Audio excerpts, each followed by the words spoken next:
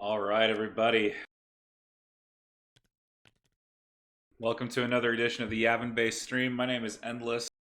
Today I am joined by the one, the only Technophobia. What's up, dude? Hello, hello. Hey, Techno. Thanks for having me on. Yeah, absolutely. My pleasure. So we're going to get into this game pretty quickly here. It is Orkimedes versus EternalRMG. Hopefully I have the right names up on the screen. Nope, I do not. Rip. So that's okay. We're just gonna skip that screen and go to a different one. This is actually EternalRMG's list that's being shown on the list here. What a great start! Yeah, I know. I'm a little bit low. Hold on. Let me fix this. Let me get my microphone to the right spot here, so that I can everybody can hear the mellifluous baritone that is endless. But hey, what's up, Techno? How you doing, man? Are you ready to see some clones versus droids today? I imagine. Yeah, I'm super ready. It's gonna be a spicy one. Some exciting deployments, and excited to see Maul and some scouting coming up. Yeah, likewise, man. Likewise. Hey, Ezra's Maileroon, thank you for the sub, man. I appreciate that very, very much. Dash with the face spam. Thanks. Yeah, I know it's very strong start to the stream, but you know we're not here. We're not here to watch me stream. We're here to watch these guys play. Absolutely. I am not the main event. So let's talk about Eternal's list really quick while they finish setting up here.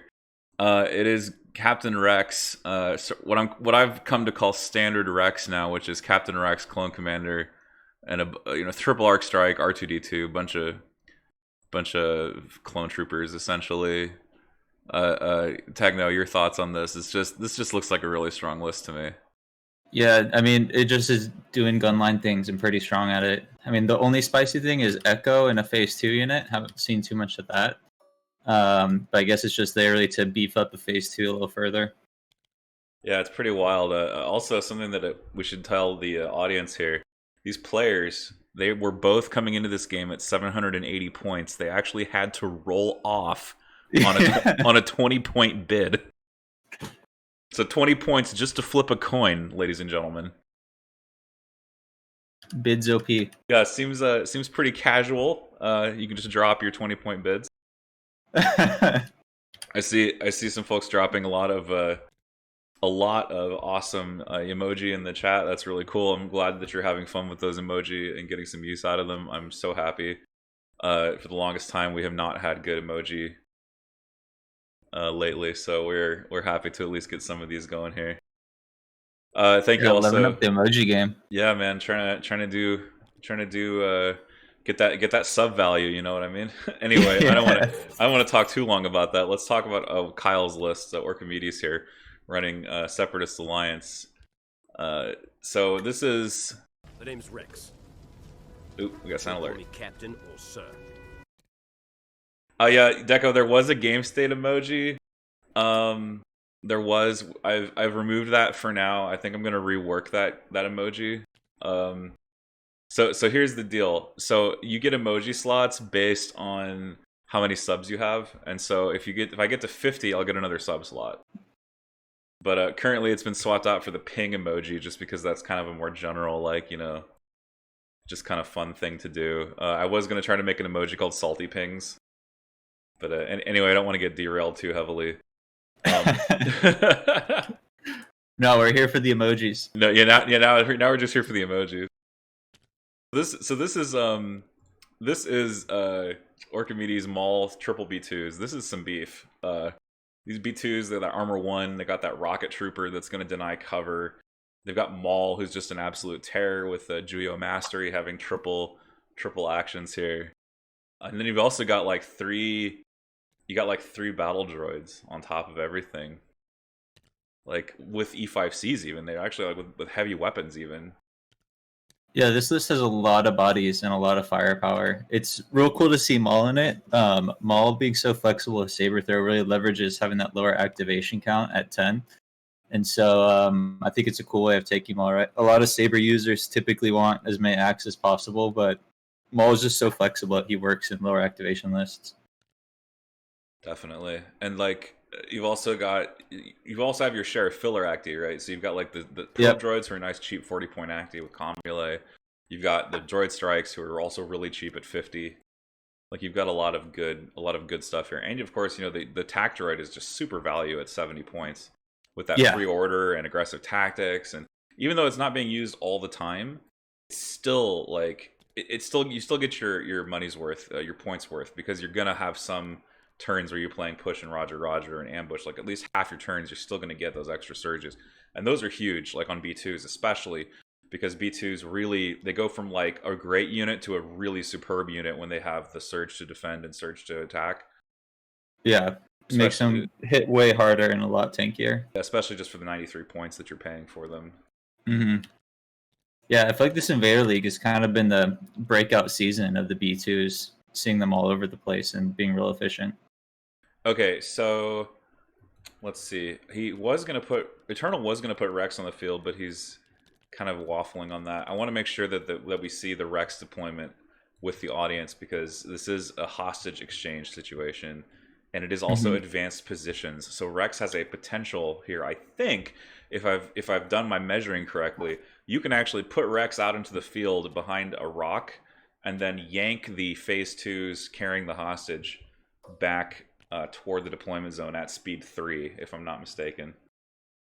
So what I'm definitely. So I'm gonna do, I'm gonna go see the field, and I'm gonna go ahead and make sure that I fix all of the all that stuff while we get that done. So I'm gonna let you talk. I'm gonna do some typing in the background here, but I'll be right back. Take it away, Technophobia. Sounds good. Yeah, so as you guys can see, we got a hostage exchange game along with War Weary and Advanced Positions. And so typically, right, Maul is pretty favored in this kind of matchup. But since we have Rex on Eternal's side, he can get that Scout 3 with his scouting party. So with also these rocks just to the left, if you see, he can really just tux Rex right behind that and easily scout his phase 2s back. And so that's going to be a pretty strong early move for him, which should definitely leverage some of that against this Separatist list. It's also pretty interesting, too, with these deployments. There's a lot of line-of-sight blockers that these guys can hide behind and get their units moving. So it's going to be a tough approach, but Maul can also leverage those. It's also War Weary, if I'm not mistaken, right? It is War Weary, yep. That's significant for those Courage 1 B1s, right? As soon as they get two suppression, if they're not within range 1 of the tac droid, they're going to start running. Yeah. Interestingly enough, every single unit on Eternal's side is Courage 2, so there is no real Courage Bobo on his side. They're all good on their own.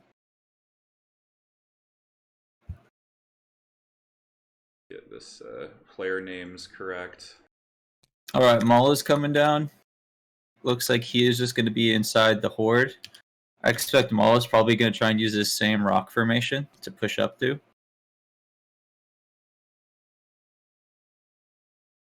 I imagine so. That's like one of Maul's favorite positions there, is being next to that rock. I played against a Maul on this map yesterday, you know, trying to do some research on the map and just like remember what it's like to play against a Force user. But if Maul did not opt to infiltrate, so he is not going to be starting right on top of the rock. I guess he couldn't infiltrate there just because of the presence of the hostage unit. Yeah, the hostage units kind of prevent any great infiltrates. Also, Maul's 2-pip, I'm a huge fan of it on turn 1. It really helps with the safe approach. So you can do some more aggressive like deployments with Maul and just plop down his 2-pip and get a nice double move in deep. Alright, Rex is coming down now. So expecting that Scout 3 behind these rocks, which will swing those phase 2s way, way back. Yeah, let's see this. So this is... Oh, he's going for the open. Yeah, he's going for this. So he has to get that unit leader in range 2 to do the scouting party pull, which is exactly what he's about to do.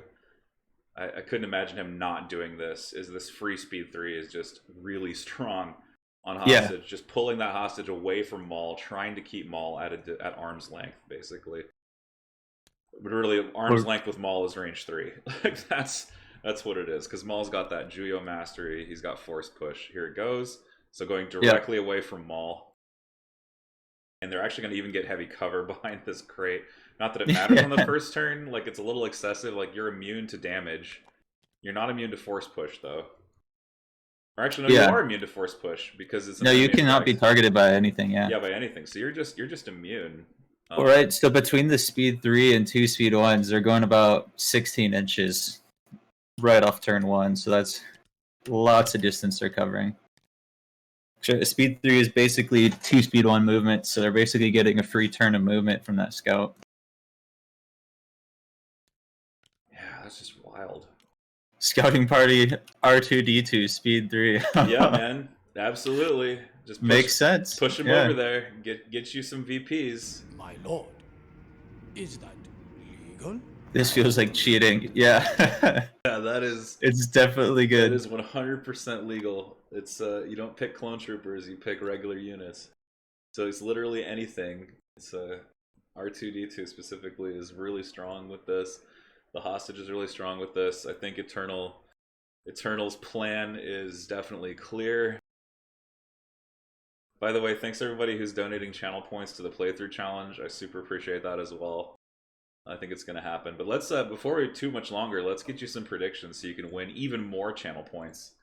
Go ahead and make that happen. Time to gamble. Yeah, time to gamble. Who do you think is going to carry this one away? Is it going to be the Rex with R2D2, or is it going to be Maul with the many B2 battle droids? Yeah, I don't personally know. I feel like each of these lists are in a pretty solid position. The scouting party obviously looks real good, but as we know, Force users on hostage exchange are quite strong. My question is, how is Maul getting in, and how are you going to survive Clankers? Like that's the real struggle. I don't think Clankers is going to come on turn 1. I don't think Eternal is set up for it yet. I think Eternal is going to be focusing on getting set up for turn 2 Clankers. I think turn 1 Clankers likely is going to be something like some sort of stall card. Maybe Attack of the Clones. I don't know. If you could even play standing orders on the hostage, he doesn't really need to bother. Yep. Or he just wants to pull farther back. Because it makes it tougher for Orc once he gets away from this rock formation. Maul either has to jump to like this comms building to the side and kind of divert his movement if he wants to stay behind line of sight blockers. There's not too many on this diagonal approach. All right, so betting should be open. Your options are R2 if you want the clones, or B2 if you want the droids. So betting on the clones will be R2, betting on the droids will be B2. R2 or B2, alright. R2 or B2. Rex R2 or Maul B2. Is it R2 or B2? Yeah, you could also see an air support coming out turn 1, right? With Rex's position, he can just try and take out the probe droids and potentially get some damage on those B1s and B2s. He could like jump backward on top of the garrison with the jetpack and just see everything. Yeah. That's wild. I think you can already see most of it anyway. Air support is so good at punishing enemies that are bunched up like this. Yeah. Without doubt. Yeah, air support has also been kind of surprising in how well it's performed. Alright, I think turn 1 is about to start here. Let me go ahead and fix the turn counter. Deco Puma says, I'm betting next stream's Fallen Order contribution. Thank you.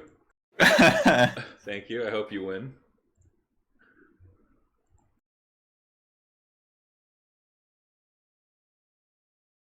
Call it. Yeah, Fallen Order is super fun. Are you gonna be playing on the hardcore mode? Yeah, I'm gonna be playing blind on like a hard difficulty. Like I don't know if it's gonna be fully hardcore, or if it's gonna be like just like one notch below toughest, which is usually what I prefer in games. I like playing games like one notch below like insane. If it's insane difficulty, I usually stop having fun. Yeah, there's like Fallen Order can be fairly punishing. There's like a moment where it's like, oh my gosh, this isn't fun anymore. Why am I doing this? Why am I wasting my life trying to, beat this boss or whatever? Yeah, I was playing Cuphead when I had jury duty a while ago, and got stuck for 3 hours on one boss, and since I had nowhere to go, I just kept on doing it, but haven't Right. played sets. Well, okay, so you were on like a laptop in like the courthouse on a Nintendo regular Switch, but on a yeah. Switch. Okay, but still, like Cuphead is like the perfect game for that. Yeah. But I don't know, man. I don't know if I could take it. Like the last time I had jury duty, I was packed into like this tiny room. But then again, I was in a this courthouse that was just really. It was like one of these like small rural county courthouses, and so it was just there's just nowhere to even. You couldn't even sit down, and you were just like Yeah. stuck there for hours.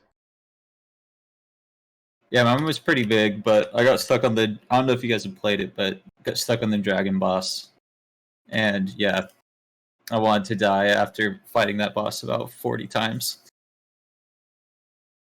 All right, so it looks like we're starting turn 1 though. More important things than jury duty. I mean, if there's nothing if there's nothing happening on the board in front of us, we can talk about whatever we want, really. This is true. As long as we keep track of what's happening in the game, maybe. But yeah, like I think Rex has a big advantage here. He's managed to sort of give himself like almost a turn and a half of movement with that scouting party. Yeah, you're only moving speed 1, right? And a speed 3 move.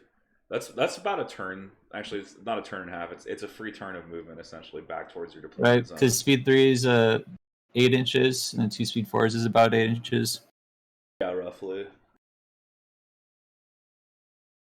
Sarm Nem says, "Is it weird that as the bracket is played out, I am no longer cheering against droids but against clones?" Oh no, Eternal disconnected.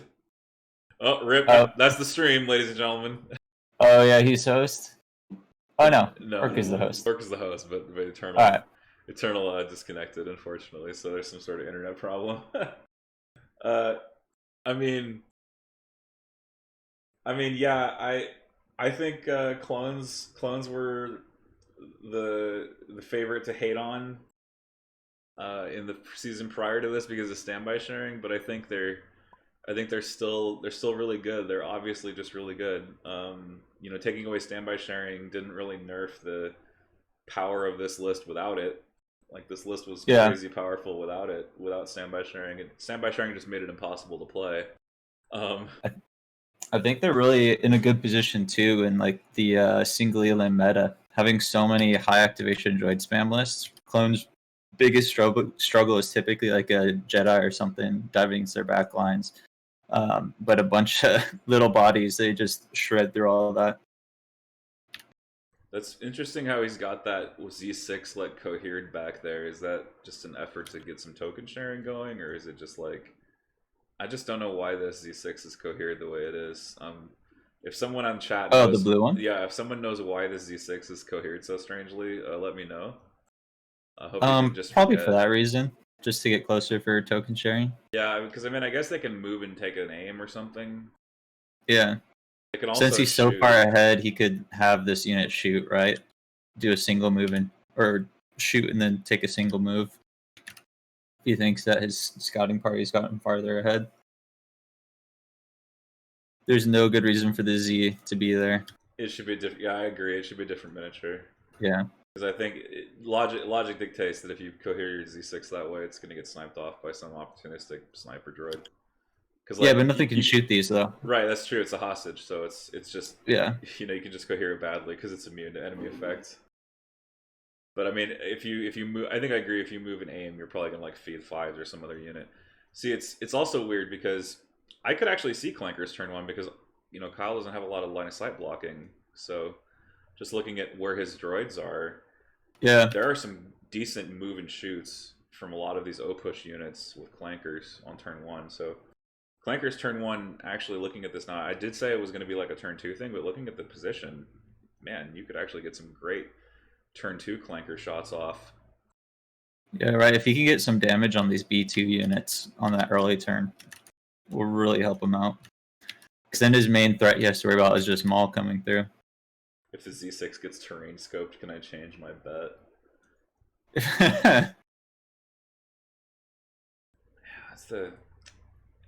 Yeah, obviously he's got to have some plan to deal with R2D2 because hostage exchange is one of those objectives where R2D2 makes a really significant difference. It's a low scoring objective.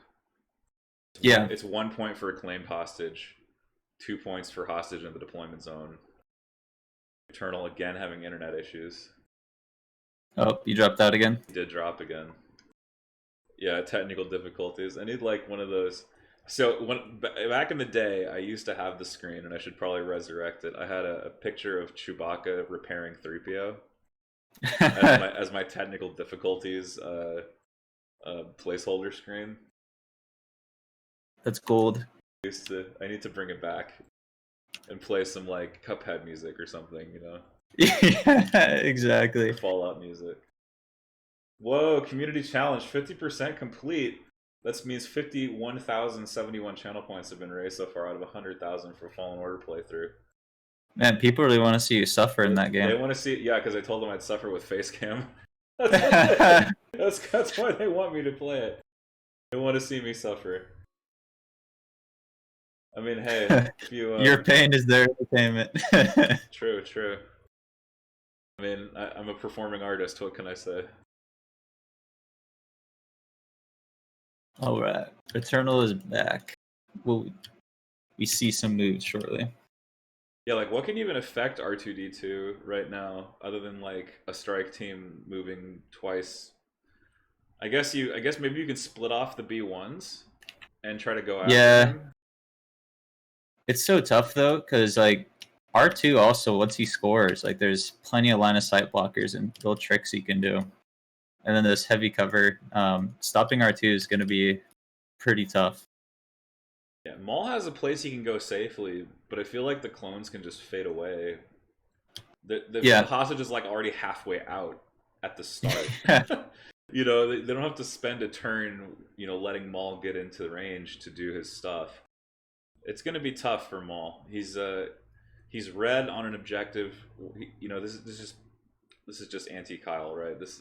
Kyle hates being red. He doesn't want to be red. Force users are very much about making you come to them.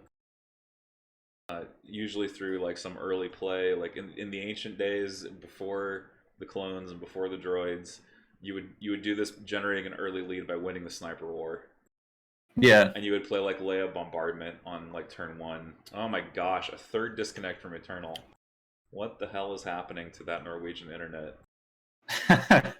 We got 50 people hyped up to watch this, and Eternal's internet craps out. Hey man, if people raise that money, you might have to switch this over to a Fallen Order stream if this keeps up. I would, but I do not have it installed. I don't even have Squadrons installed. I have Skyrim installed. I play vanilla Skyrim on master difficulty for fun. Heck yeah.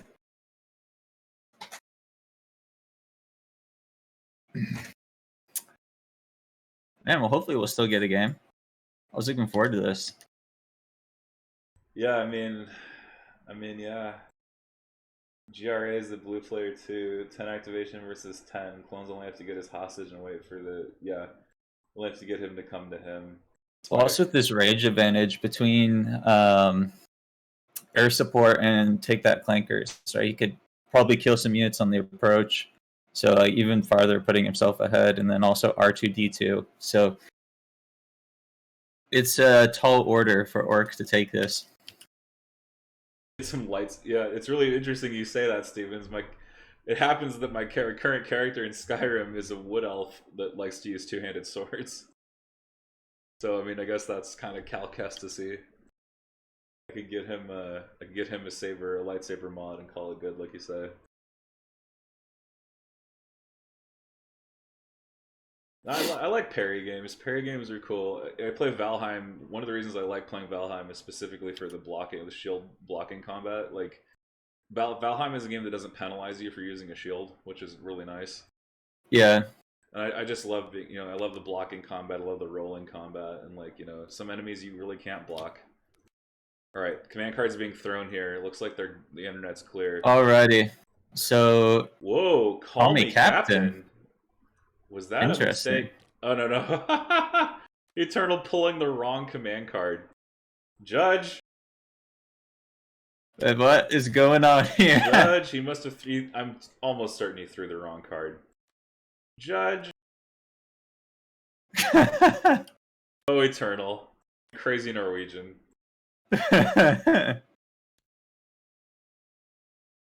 Alright, so it looks like he just wants to order control, potentially, to just go last. hit something that's approaching. I don't know why he chose We're Not Programmed. Obviously, Orkimedes playing Phantom Menace. You'll call me Captain or Sir. Playing Phantom Menace to keep Maul from getting shot. Yep. That's generally a good idea. Like, Maul's basically like, you can't shoot me for a turn, which is pretty sick.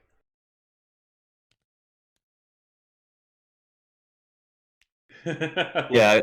I need to. Okay, now that I have the emojis that people can spam, I need to get the stuff that makes the emojis fly on the screen. I need to get that going too, because that's fun right there. I think it's called Kappagen. And yeah, it's like right whenever someone types an emoji, it pops in through the corner or something. Yeah, it like actually falls like confetti. Yeah. So like anytime there's like a judge call, people can spam the judge emoji and it like falls like confetti. Dice Wrench saying please no. Oh, so Nerfly, the cards were We're Not Programmed versus the Phantom Menace. Yeah, We're Not Programmed is interesting. I think you wanted to do an air support or take that Clankers, get that early attrition. But it also could just be, right, he gets nearly perfect order control from this, right? Got Commander, Special Forces, and R2 left. I feel the same way, just because it's just so early, you know? There's nothing to inspire Rex. I guess Rex had nothing to recover anyway, so it didn't really matter when he played it.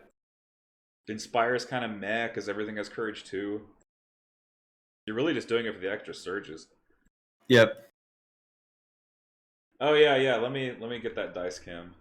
Is he trying to fire support? Hey, it is possible. But Orkimedes has priority, and he's gonna go with his sniper off the top and shoot some phase 2s, which is what you do. Those phase 2s are wide open right there behind that log. Yeah. So this may be a couple dead clones. Aim shooting. Alright, let's take a look at the shot. Getting one. He should probably just spend for lethal, which he will. Yeah. Just kill a clone, not even bother trying to go for the double, since they are surged all to hell. So big pew-pews there. Alright, dice. Alright, Rex is going, and looks like he is getting out of there. Interesting move from Rex. Oh, looks like Eternal. Okay. Did he disconnect again? I'm not sure. I think he's lagging a bit because his hand moves and then it goes completely still and then moves again. Yeah, that sounds like lag to me.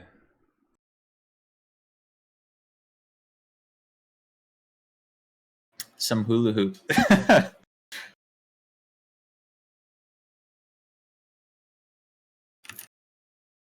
Maybe he's there. Maybe he's just lets go of his mouse.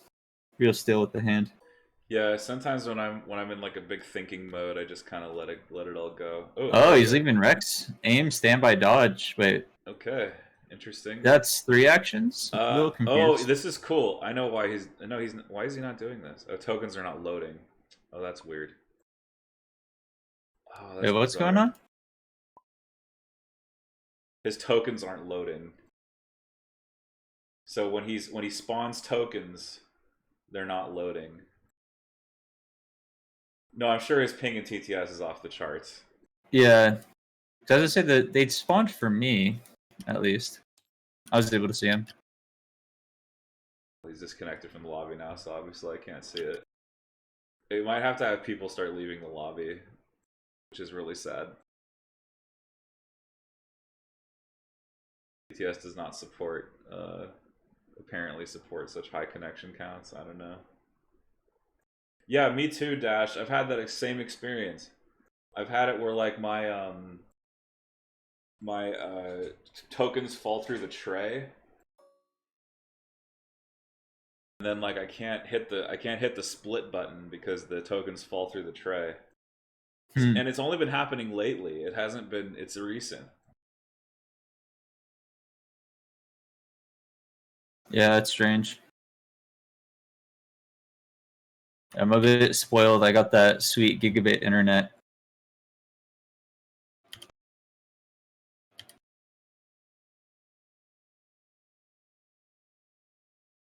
Infinite speed. Yeah. Once you go to gigabit internet, it changes your life. Like downloading a 100 gigabyte game in like 4 minutes feels amazing.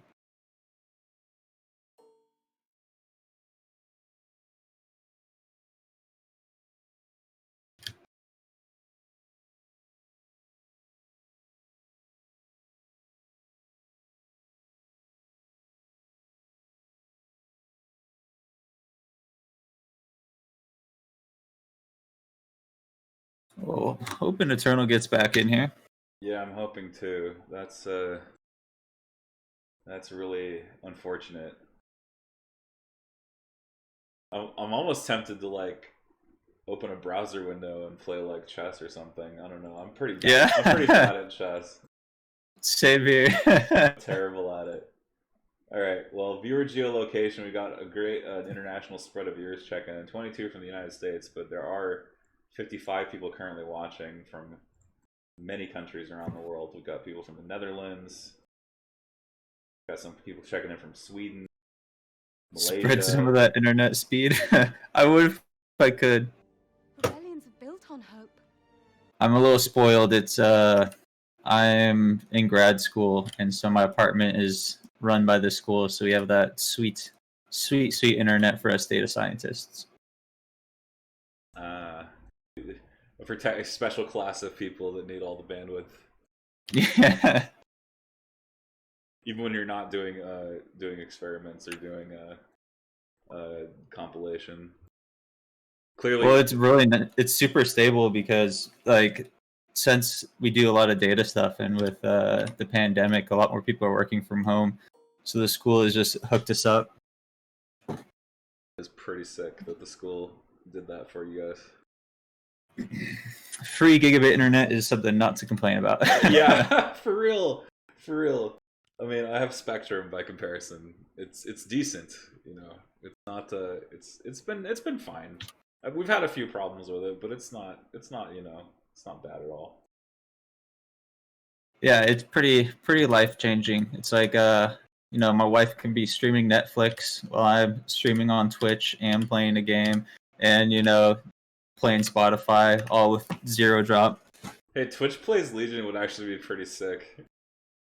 Twitch Plays Legion? Oh gosh. You just like vote for whether you pull from the stack or go for Rex or something. Why is he taking a standby? You can't share standbys anymore, man. Okay, he is jumping on top of the building. He didn't play air support though, so why is he going up here?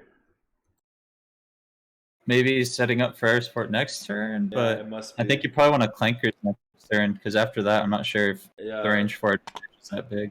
like ideally you'd want to clanker something. You might also just want to go away from Maul, like he might just fade out here completely. Yeah. Also, right, B2 can still attack him, so yeah, see there you go, Nerfly saying trying to get away from the B2. Oh no, where'd Rex go? Did Rex just disappear? The aim tokens hit him and he clipped into the building. No, I've had this bug. Have they noticed? Have they noticed? Yeah, Rex just disappeared. Rex is well, I'm just gonna say something. Yeah, right. That's not really a judge call. It's just being nice. It's a technical problem.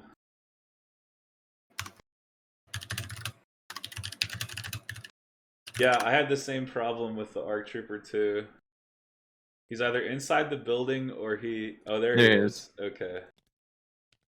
Okay, phew. I'm so glad his model didn't get deleted. For the record, this time the map spelling is not me. So my understanding is that it has something to do with an asset bundle somewhere. I have no idea what that means, but you can probably ask Decaf.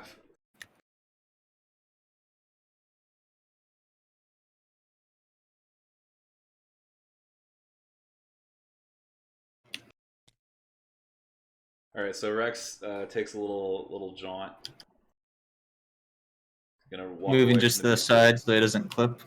And I'm pretty sure now these dark droids are gonna go observe something. Yeah. Have range 3. Be interesting if the droids try and go toe to toe with R2 after some observations. Yeah, they're gonna observe R2D2. Yeah, Kyle knows what's up. He's like, I gotta quash this R2D2 problem. Yeah. Right away. Well, if he loses R2D2, he is way behind. So Yeah. right, one of his options that he can do is if he's able to kill R2, right, he can then turtle from that point and basically flip it on Eternal's head. Hey, what's up, Farce Getting the Returns? points advantage. It's looking like they might finally be getting past their technical issues and starting to actually play the game. Yeah. But Right, with Eternal playing this defensive though, it'll be interesting if he can kill R2. That really will flip the script for Orc.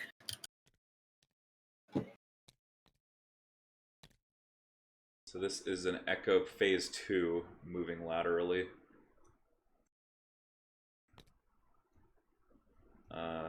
That's one that got hit by that sniper, so that's actually missing a model at the top of the game here. So Kyle already doing the wounds that he needs to do.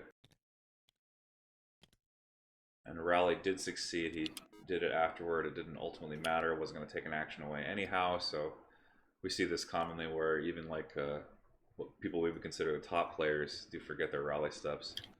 Yeah, it's a pretty common thing. We're still in that time of the game where it really doesn't take much to be a pro.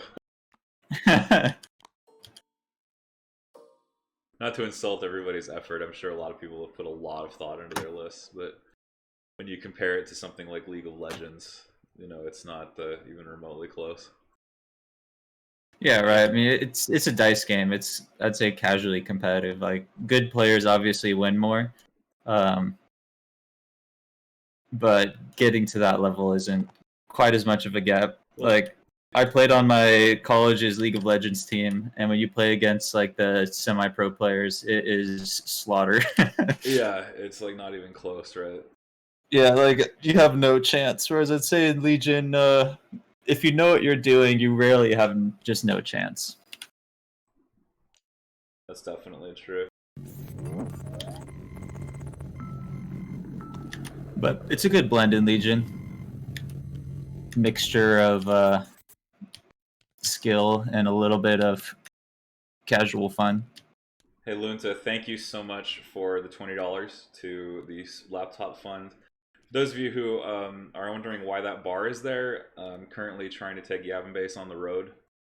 So I'm going to be hopefully starting to stream either from my local or from live events as they happen. My goal is to travel to large events.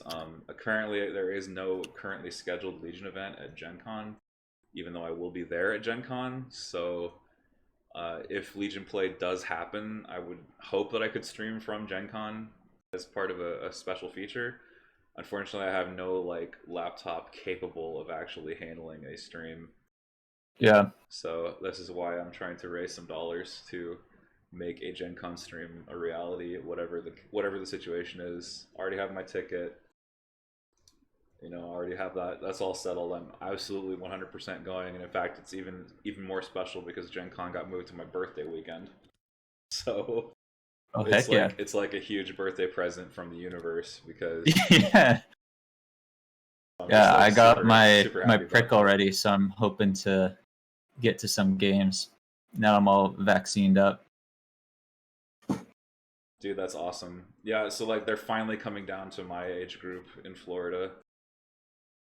They've been really concentrating on the 50+ crowd, you know, because it's Florida.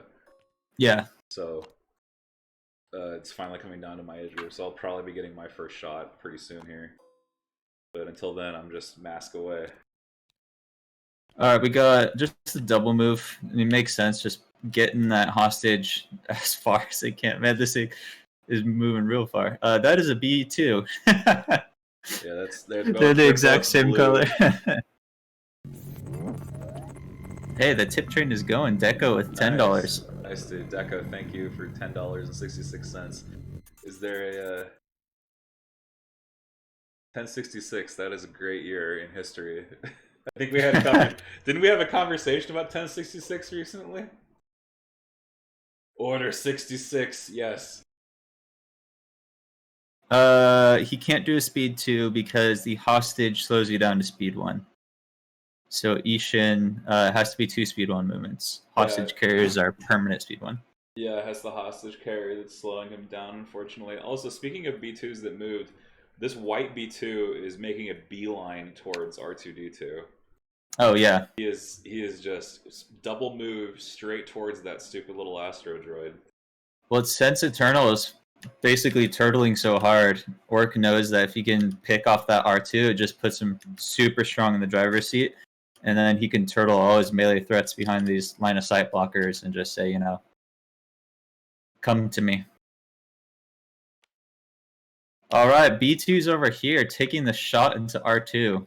Yeah, the hostage B2s using their rockets that are observed, getting 4 hits And anyway. 4. Who needs observation tokens? And R2 is going to save 2. Nice job, R2. And inconspicuous is not going to matter because B2's at range 2 don't actually care about inconspicuous. That's the biggest advantage of range 2 weapons, is that they're really easy to negate inconspicuous with. So is Eternal doing a fade here because he's blue? He's got to know that if he loses R2D2, he's going to be behind on points and his blue advantage goes away. Yeah. Well, that's what I was interested in, doing air support or take that Clankers, because Eternal really wants to just kill something, because R2 is less points than anything besides, I think, the probe droids. So if you kill just one thing on Orc side, then you can actually fade, regardless of if he kills R2. I'm just taking some shots into B2s. Taking a second here to fix the sound alerts, because I realized they're from the previous game. This is what happens when you have an appointment right before streaming and you don't get a chance to set anything up.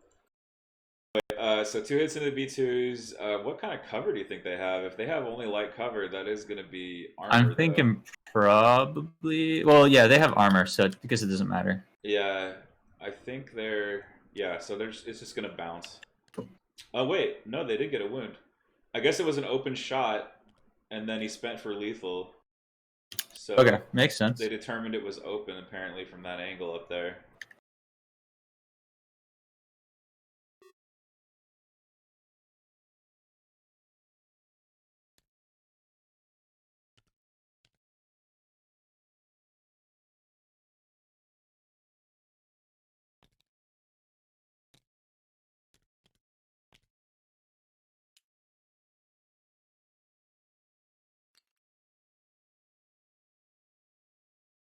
Okay, so I've got stupid little astro droid. I've got Roger Roger. I'm trying to figure out what another sound should be. Do you want the Wilhelm scream, chat? What do you want me to put in the sound alerts?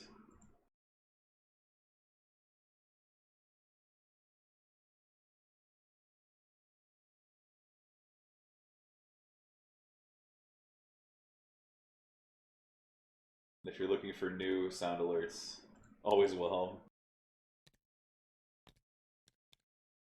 Oh yeah, I have At Last. You stupid little astro droid. I have the At Last We'll Reveal Ourselves to the Jedi. I have that one. How could I forget that one? It's one of my first ones I ever did. The sweet sound alerts. Hell yeah. I mean, heck yeah. Family friendly stream, right? Family friendly. Yeah. I don't have that mature content filter on. That thing actually doesn't mean anything. No? No, the mature content filter, yeah, like, you can swear and do whatever you want. The mature content filter is an optional thing in case you want to warn your audience, but it has no actual meaning to your content. I looked it up, because I was thinking, like, do I need to put it up if, like, if, I have people on that swear or something, and then I was looking at it, and it's fully optional and doesn't mean anything. Spending all the aims. Welcome, Nocturnal Loner. Yeah, spending a bunch of aims gets a crit surge there, I'm pretty sure. I'm not supposed to swear on Twitch, that's what I remember. I'm not supposed to do that. Okay, Clankers. Yeah, I don't think it actually affects anything swearing on Twitch. It's more at the YouTube that people gotta be careful how much you swear. Oh, yeah, okay. Well, I don't know. Like Twitch is I copyright never, music. I never That's the only thing you have flag. to worry about. I never flag my videos made for kids. I never do that Yeah. because I don't want children watching my stream. I mean, I don't know if there's too many young children playing Legion. Yeah, unlike well, They don't got the disposable income. There's a few you know there's some folks who get their kids into it. I know at least a couple people who have like their teenage kids involved. You know, I think that's really cool. Like training up the next generation, right? Like it means the hobby won't go away. I fully intend to at least give my kid an introduction to the hobby, and he'll do whatever he wants with it when he's old enough. Ooh, is Orc gonna be able to get that range 3 shot? It looks like. I think he's positioning to make sure that he can't see anything else. Yeah, he's trying to make sure that the rocket can't see any other unit. I think that's gonna happen. I think if he goes on this side, he's good though. Yeah, I think R2 might get blown up here. If he kills R2, that is so huge. So issue here though is he can't see R2 with his tech, but at least he can with his. I would go for it with the rocket if you have, especially if you have surges. I would. Well, and the aims or the not aims observation. Right, that's 3 dice. If he gets all 3, very decent chance of just finishing off R2. I mean, the two red could do it by themselves. I think it's worth a shot. Right, if he hits all 3, on average, you should take out R2. Yep, he's going for it, so he's just going to shoot the hub. All right, if this kills R2, this may be a huge swing back in Orc's favor. I'm going to lose some channel points. I think I voted for... They even have an observation token to get that third. Oh, I almost got it there. 2. One more. One more. Obs. Come on. Oh, so 2. Still on average, he should get it. And that is R2. The upset of the century. So Orc fully in the driver's seat now. Right, all his stuff is now behind line of sight blockers, safe from those ranged attacks. His B2s can't be shot. Man, that is really huge. Yes, and like, how is it? I guess the good news is that Eternal has the map side where you can actually swing up and undermine this rock a little bit. Yeah, but I think Orc at this point, right, just starts turtling back because by the time the phase 2s get there, he can be behind this like metal wall thing. Oh man, I think we're gonna see a deep turtle from Orc after this turn. Yeah, for real. Ugh. Just unreal. Stupid little astro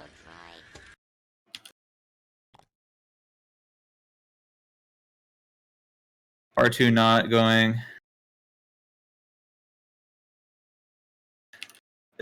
Orc and Turtling, name a more iconic duo. Oh man. Freaking true though. I mean, I don't want to be too mean. But yeah, R2 died before activating. Like, what the hell? Oh man, that is brutal. Yeah, I think not using his range leverage on those early turns is a pretty big oof on Eternal side, and then putting R2 where he can be shot also.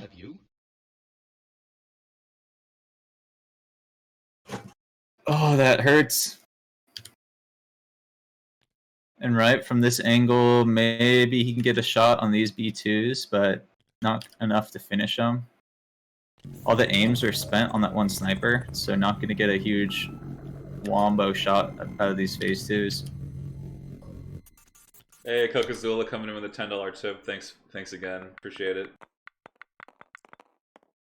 Hope you enjoy. I've seen you in our streams. I hope you've been enjoying them. Thank you for supporting the Gen Con idea. Alright, 5's big ol' shot. Yeah, Stevens, I think that's absolutely correct. I think Eternal didn't realize just what was going to happen when he threw R2 over to this side. That's why I never want to send R2 unsupported anywhere. Like, I just refuse. Like, I know that wins people games sometimes, but not when the only thing they have to shoot is R2. Like, yeah. Literally the only thing these B2s have to shoot was R2D2, and R2 is just like, yep, I'm chilling out here, or I'm gonna get blown up by cover denial weapons. It hurts. All right. So, oh, and B2 is fully saving that shot. So no damage on those B2s in return. Stuff like this is why you hate R2. Just don't want to worry about it. Yep. Stuff exactly. Thank you, Dash. Exactly. Because a lot of people are like, oh, well, if you can run Secret Mission, you should run Secret Mission. Well, actually, no. It's not as simple as that. Yeah. Yeah, you definitely need C3 for the extra HP if you're going to send him out solo. Yeah, C3 I think also makes sense in this kind of list just for the extra tokens. Like if you get in a position like this, right? You could just pull back with C3PO and then he can have value just giving you dodges and names. Florf, R2 wins games, but it happens that he won it for Kyle. He won it for the wrong player. Like Secret Mission just put this game, yeah. Yeah, yeah. The denial of SM there, and he's 35 points ahead. The clones have to engage. Well, and also all that movement lost by trying to turtle here is pretty rough. Right, this is trying to go away from the main battlefield, and like now he's got to jump into Clankers things. I don't even know if he can do it effectively on this turn. Yeah. Like he moved, but he got himself stuck behind this garrison. What he could have done is just relied on the heavy cover and just stood in the center of this landing platform. This thing is actually, this position here at the landing platform gives you a lot of control over that forest that's being shot through. And so it's sort of like, you know, heavy cover sort of projects a zone of control. And Eternal could have like capitalized on this, and it's like, okay, if I can control this area, you know, I project force down the lane and try to bypass this rock. Yeah. And so if this hostage ever wants to go back to its deployment zone, it's going to have to walk through my line of fire to do it. So really what Eternal has to do is he has to march north from his perspective towards the enemy board edge, cut off that escape route for the hostage with by laying down some serious fire. Yeah, because right, if Orc tries to go the safe route behind the line of sight blockers, it's a much longer, and not sure if he'll have enough speed 1 moves to get there.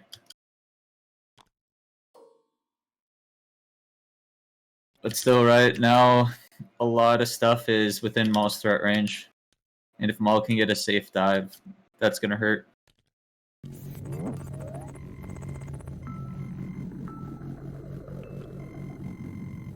Another donation from Jadingilson. JD Nielsen, yo, it was great. JD Nielsen, great to meet you at LVO, and thank you for $10 of support. Appreciate that immensely, and thanks of course for being a long-term sub. They want that Gen Con stream, whatever it looks like.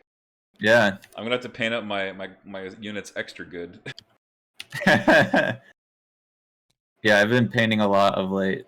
Invader League got Invader League, and then stuff going to be reopening soon has got me all hyped, and I've been a painting machine. Got a full CIS army that I painted up in a month. Is anyone playing B? That's a good question, Dash. Is anybody playing B2s without tact droids? I know there was at least one list. There's 2 lists actually that have a B2 with a PK in it, and those are the French. The French are running B2s with PKs.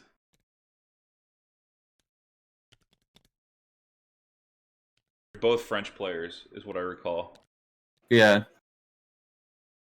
Maybe it's to pick up a B2 body typically, just since you can increase your firepower by a lot. Safsouf was running it, and then I think Hubert was running it. Also Deidre, the French player I played against. Deidre had it too. Yeah, the French guys have been really fun to play against. It's really cool seeing such a thriving community from somewhere different. Yeah, fun until their R2D2 rolls 5 out of 6. I'm not salty about that at all. Danny asks, where is Maul currently? Maul is hiding behind his favorite rock position. Yeah, Maul is just right like, where he wants to be. yep, here I am, and I have center control, but it doesn't really matter as much because the hostage is already gone. So Maul is really just all you really have to do is kind of just lay back and shoot as clones here. This could be a way Clankers where you back up and shoot as opposed to the other way around. Yeah, right. If he can kill, well, if he can kill anything, it puts it back in his own favor.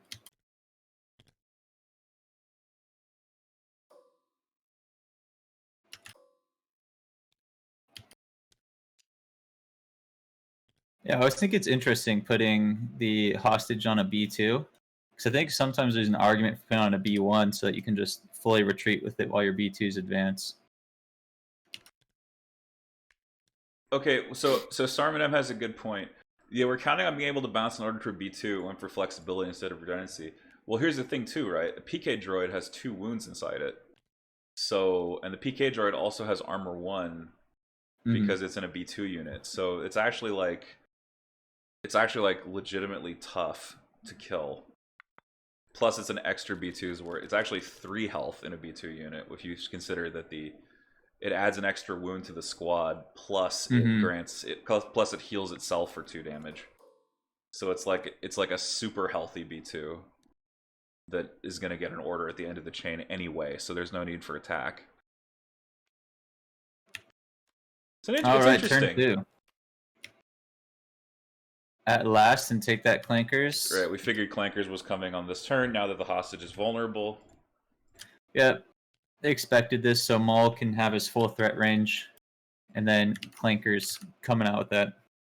I expect probably, right, some B2s potentially double moving back from here. He could also move back farther so he's behind this line of sight blocker, forcing any Clanker shot stuff to push even farther up. At last we will reveal ourselves to the Jedi. At last we will have revenge. That is a And very both appropriate players, both players are really good on time. Orc 15 minutes, which is what you need, and Eternal only taking 10 minutes this round. Yeah, so Kyle did have more to do, certainly. Yep. With lining up those shots, and then of course, having to actually roll his dice. I mean, he's also still on pace, right? 15 minutes around is the pace you need, and you typically later rounds go a bit quicker anyway, since less activations on the board.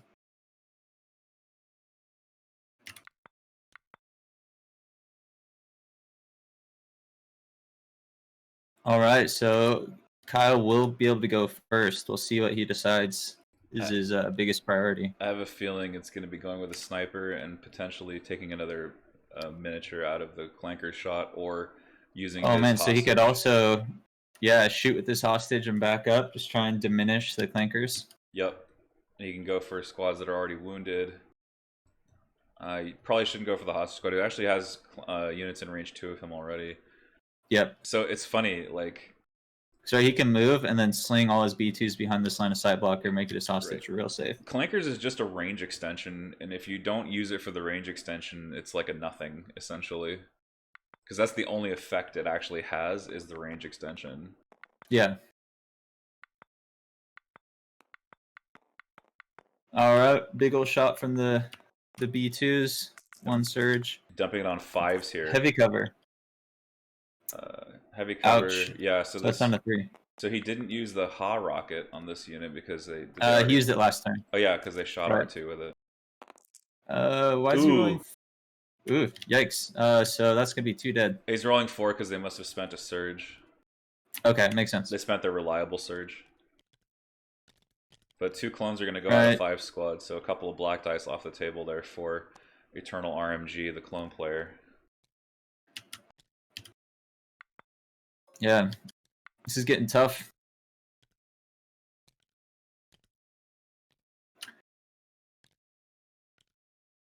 Eternal's probably going to try and shoot this teal B2 off the board. Right, that's what he's got the best chance of hitting.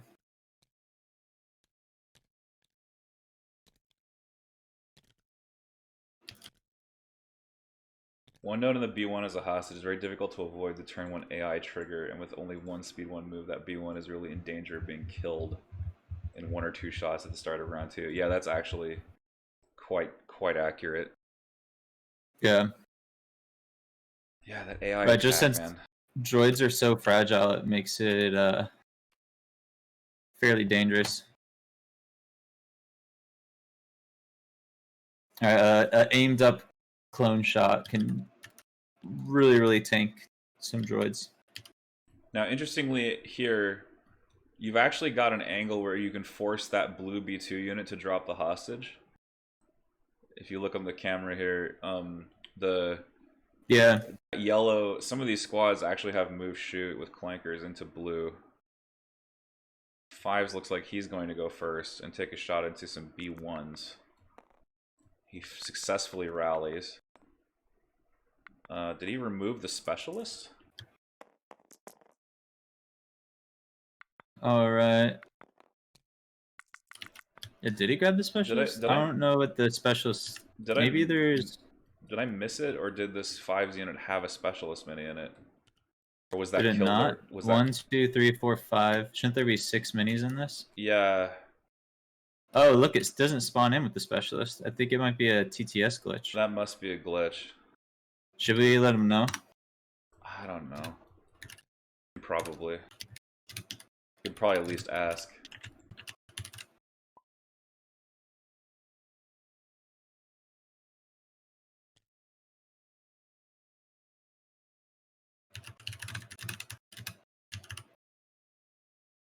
Oh, he removed it round 1. It was wounded.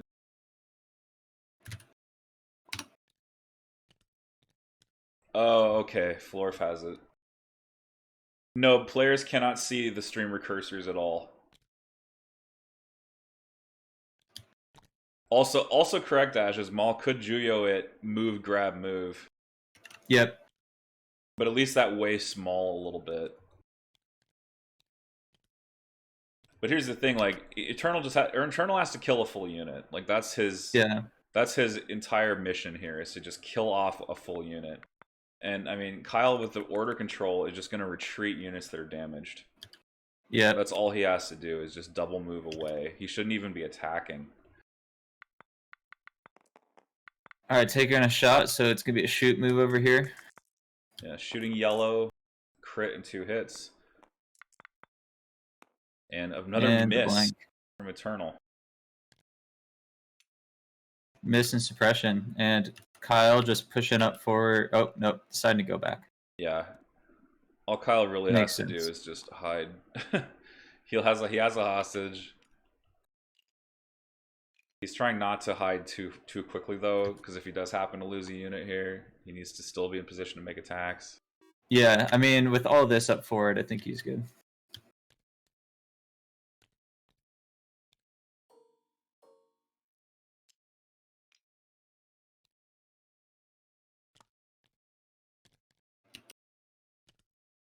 Yeah, we're not judges, Danny, and so typically if there's... The only things we'll mention if there's something weird with like a game state, but I think for example, Danny moves... is a judge, though. Oh, he is? If okay. I'm not mistaken. Well. Are you a judge?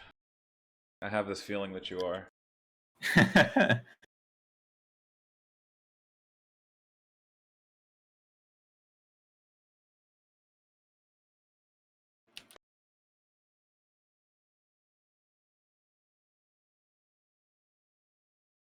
Okay, so just the move from Orc. He is a judge, okay. Yeah, that's what I thought. That was kind of sketchy. Yeah, exactly, Nerfly. You don't want to intervene every time you see something questionable. Yeah. That just sucks all the fun out of it. Typically, right. Well, I've seen people stop if it's something egregious or like a game state thing, like Rex falling through ability. Alright, ARC Trooper's going for the snipe on the tactical droid and not getting anything. Ouch. Yeah, he just doesn't have... He doesn't spend any time stacking aim tokens up. Like, right, he's doing all these moves, so he hasn't really been able to. Really, I think here you don't...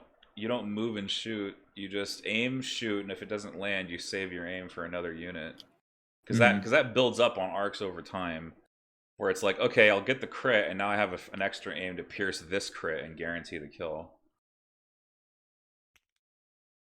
There is some calculus involved in playing clones.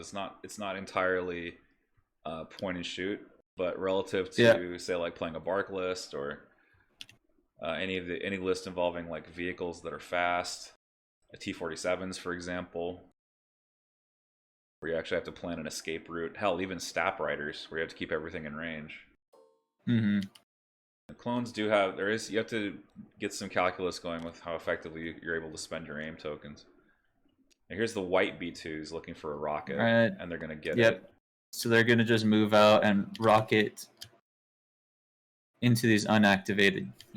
Didn't white shoot their rocket at R2 last turn, or am I just? No, they didn't. They double moved. Oh, they double moved. That's right. Okay, so white still has a rocket available. Yeah, Nerfly also missed when Empire gun lines were good. Easiest thing to play. Aim shoot. You can't aim shoot, move shoot. It's all the thinking you need to play Empire. Yeah, I remember. AKA why I play Empire. Yeah, so Starscream and I had this joke about flowchart Imperials. Yeah. Where it was literally just step 1 aim, step 2 shoot. Can you aim shoot? No, then move shoot.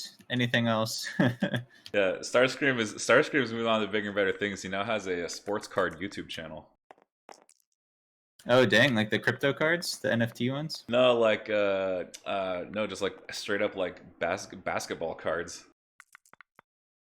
Ooh, but nice there's like a whole NFT basketball card thing that's big right now. I've heard of this, yeah. There's like the whole non-fungible token stuff. No, I know. I don't miss you kicking my ass with Bosk though. Well, I'm still playing Bosk, so I'm kicking a little bit of ass with Bosk. Yeah, a little less than I used to, but Bosk Iden is legit as hell. It's really good. It might be carried a little bit by ISFs being absurd, but these are Bosk is still so good. Bosk is still so good. Yeah, so like he could have gone with Rex here, charged up some aim tokens, and then let his arcs fly. Like I think the order of operations is a little wonky there. Yeah, without a doubt. I feel like no one believes you when I say Bosk is still one of the best Empire pieces, just because I stay on Bosk, probably no matter what. But he's still really good. The only tokens I'll be producing will be order tokens if those get produced. I have some ideas. Yavin-based NFTs. I don't know enough to actually crack jokes that make sense about NFTs. So I'm just gonna leave. I got a little bit of Ethereum, so yeah. I mean, I know I have friends who invest in that stuff, Ethereum and all those other cryptocurrencies, and yeah, my GPU shot up a ton in price. Like all GPUs went up a lot, but I was confused. Mine went up like 5 times instead of like triple like most. And it turned out it's a great mining card. So I've been making like $200 a month just running my gaming computer overnight. Wow, that's absurd. All right, another wound through. Another wound on the. Just really taking out these clankers. Yeah, they're just trying to get these clones dead. And like yellow would have had a really nice shot, but not giving him any time to charge it up, just forcing him to make saves because of the rockets. And like I just feel like Eternal's getting shot all to hell here. Kyle's just shooting and shooting, and there's like hardly anything coming back the clones' way except for arc strikes who are failing to penetrate the armor of the B2s. Oh no! Don't spend all these aims on. Oh yeah. Okay. This feels so bad. A crit. He gets a crit that's probably gonna get saved. How much electricity? There it is. Edit saved. It hasn't brought my electricity bill much, right? It's only 1 card, so it's like $20 in electricity. It's less electricity than like an AC takes.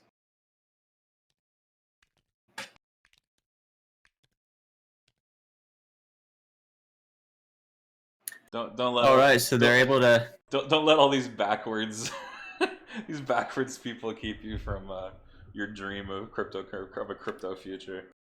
I mean, no, I'm an environmental scientist, so I'm very aware of the impacts. And there's, for example, your TV takes up but the same amount of electricity. Oh. If you run AC, you're hurting the environment way, way more than a single GPU miner. Okay, so back to the game for just a brief second. So it turned out that unit did not have a surge. So that Oh yeah, that so swing the tac droid. The tac droid died. It dropped the hostage. Maul can pick it up. If he wants to Juyo, he can do that too. He may not elect to take the wound. It may not even be worth it.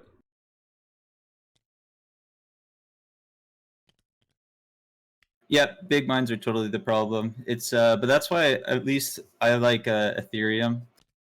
Oh, Since it's moving to stake instead, so it's gonna really lower its environmental impact.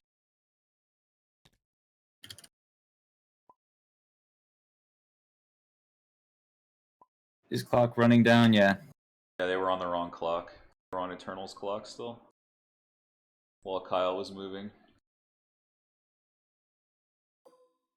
All right, coming out, man, just whittling away. Kyle even coming ahead. There's so many shots are going through. This is awful for Eternal. He's taking so much unanswered fire from Orkimedes. Oh, what oh my gosh! what a shot! And the clones are. Oh no! They do have surges though. They do have. They have surges, but oh my gosh! What if you didn't have surges, man? That's awful. So it keeps that Z6 alive barely, but and they're gonna have to rally this off with 4 suppression. Man, Kyle's just taking it away with these shots. They barely avoid a panic there with 1 surge on their rally roll. Yeah, I think a Clankers or at least an air support turn 1 would help with this, but oh, and he's having. Yeah, I guess I don't know. Like pulling back still feels so bad with these guys. Right, because you're behind, you have to be taking activations off the table. Yeah, but instead, in his effort to get activations off the table, he's about to get a Phase 2 clone unit eliminated. That's a 93-point unit. Yeah, but I feel that it feels bad, but right, that's your only out. And if you start pulling back, like sometimes when you're behind, you have to go for those high variance plays. And maybe he's banking on a fire support and snipers being able to pick something off, but there's really not many options to shoot at. I mean, what I'm really confused by is why he didn't just like over and over again with all of his units back up O push shoot, back up O push shoot out of rocket range or out of any range at all, really. Like you have the range 4 from Clankers, you might as well use it. Yeah, I mean, alpha with those Clankers, get those big hits. And like you say, high variance, right? Even without charging it, like a lot of people like to do Clankers as a beta strike, where you wind up your arcs with a bunch of aims and then just pour all those stored up aims into your Z6s. Well, one of the keys with that is your range band. Typically, when you do the wind up strike, you're sitting outside of your opponent's range band, so that's why you're able to do that. Whereas this turn, right, Eternal had pushed up, so he was at range 3. And so that kind of turn with Clankers, you're typically wanting to go early, move out of range, and shoot. He has not taken a single aimed Z6 yet, and he's been getting battered by clones. Yeah, I'm in the same boat, Dash. I have no idea what the plan here is. The plan is to die, apparently. Yeah, that's I mean, I don't know, harsh Eternal like that, but it's just I don't see the game plan. Yeah, I haven't watched him play many other games, so I'm not sure how he typically plays this list. But this game did not seem like there's a clear strategy going forward. Like I lost to Eternal once, and now I'm like feeling shame that happened because this is not. He did not play this way against me. Because maybe Kyle has the intimidation factor. Yeah, it could. Yeah, it's also possible, right? People may have crumbled to the fear aura. Sometimes though, sometimes you just get slumped, and I guess I can swear. Sometimes you just get mind fucked, and you can't you just can't get out of it. Yeah. No, tilt can be real. Yeah, it's tilted also after the loss of R2. Yeah, that's yeah. probably likely. Right, he had a game plan of just retreating, and then after R2 got hit, it's tough. Like sometimes you just have to take a deep breath and really reevaluate what you got to do, even if it wastes some clock time. Yep. Having a good plan forward when something changes. Yeah, you can't let small losses like that tilt you. Yeah.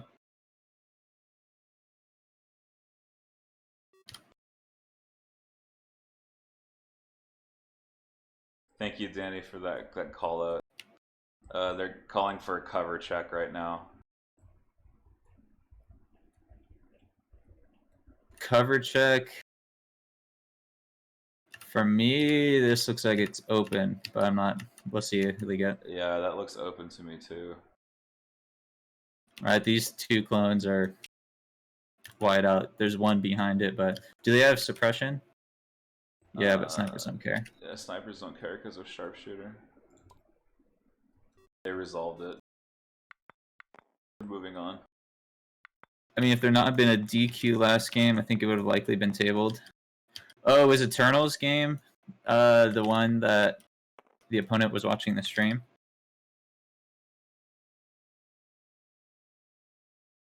Yeah, that's correct. It was Tyrone.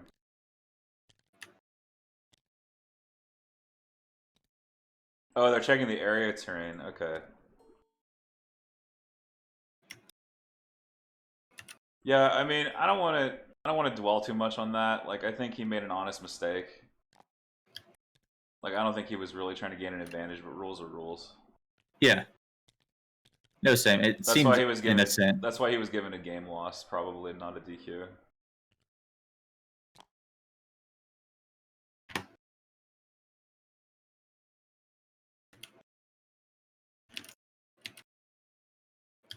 Yeah, it's one of those things that even though players are great players, if they haven't been in competitive board game communities, they're not always aware of certain things like that. Right. It's also like, you know, Legion has a culture. Yeah, Legion's so friendly that I don't think everyone always thinks about that. Yeah. See, I came from MTG where it is way more cutthroat about that stuff.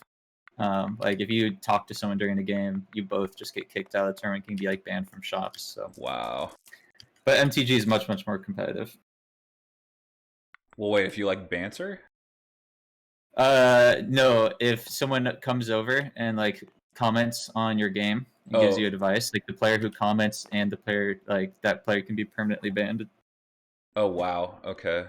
So you get one warning, and they typically, I've known or seen people get kicked out of shops for Magic, but there's also people that actually cheat.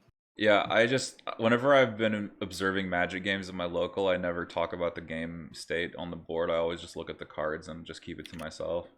Yeah, exactly. Or I'll be like, oh, that's a cool creature, you know, or whatever. Like nothing really relevant. Magic gets you real good at playing attack. Ooh, that's a big hit. Ooh, that was a huge hit from Clankers there. See, this is the Clankers that he needs. So if he can finish off this B1, that puts him back in. Oh, people are saying that these surges are being spent twice now? Those surges are already spent. He spent them on defense. Oh, weird. Okay.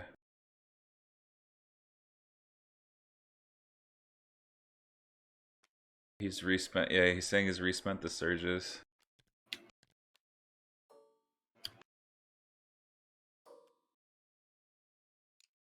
Three. Sorry, what, 4 hits?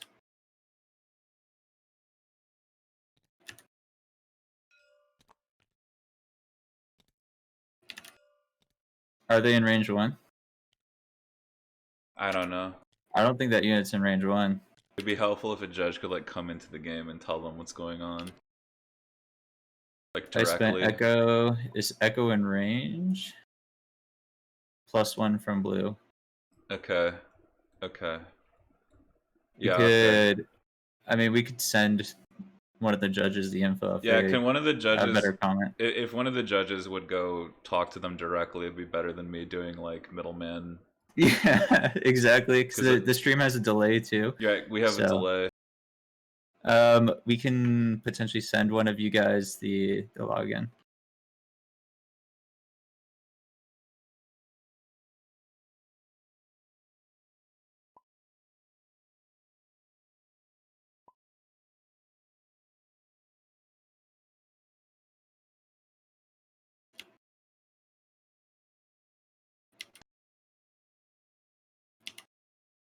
Or I guess, right, they could PM them on Discord.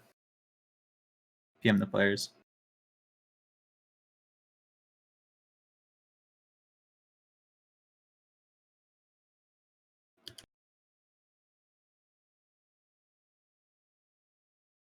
Yeah, I think Kyle is saying he's fine, and they may just move on anyway. He should have had a lot. Like, a lot. Kyle's saying, yeah, he spent Echo in blue.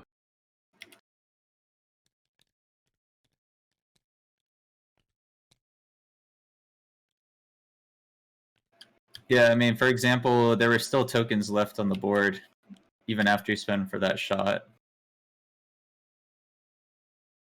So I wouldn't be surprised. I hope it would not be, John, because I would much rather not have to be like, hey, a judge in chat is saying this. It would be so much better if I just could, if we could just like watch the judge do their work progressively, or like, how to say it, proactively. Proactively, that's the word I'm looking for. Yeah, right, because there's a delay on streams too, so even if we could, it's like we have a delay between what the judge says and what the players are saying to us. Yeah, so... if you can join, like, if you're on the Single Eliminations Discord, Danny, you can join their Discord channel and talk to them. Yeah, exactly. And with Endless and I not being judges, don't want to be one communicating this stuff. Yeah, I'd rather not. The two surges were in the middle, spent but not removed. I think they're just going to play on, like, if the judge isn't going to talk to them personally, I think they're just going to play on and not bother with it. All right, so they are moving on. Yeah, it's true, John. Like, having a judge, like, at the table, you know, having that one person sitting at that table, it's 2.5 hours of that judge's non-player time, you know?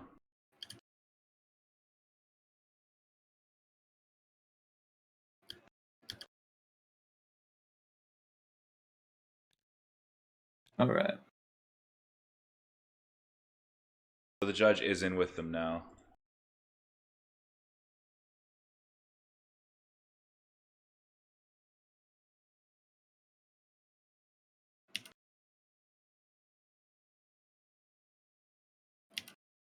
Yeah, I did not expect such a this to be so contentious. I'll just say that much. Pretty sure that Eternal and Kyle are both on the straight and narrow here. Yeah, I mean, I'm probably sure it's just a mistake. Yeah, I tend to think the best in people for stuff. Like, I've missed stuff. I mean, I'm sure people watching my streams, I shoot at range 1 with Bosk all the time. Yeah, because I just don't think about we it. just forget that he has a minimum range because it's this tiny number on his big unit card.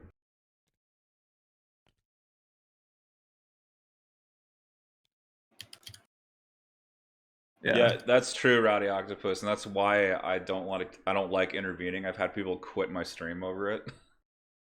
Back when I didn't know any better. Yeah. So I try at the same time though. With clocks too, I typically notice I'm not paying attention to my opponent's game state. Like, I rarely ever catch when my opponent has AI attack and they don't use it. All right, so it looks like they're bringing back some droids. It has been determined through the VOD that there were some double spends. Yeah, imagine an IRL game where like people, and like it's even worse too, right, Night Goblin, because you can mistakenly believe that a judge is needed. So you'd much rather have, you know, the players ask for a judge than anyone else. Yep. Well, it's also different, right?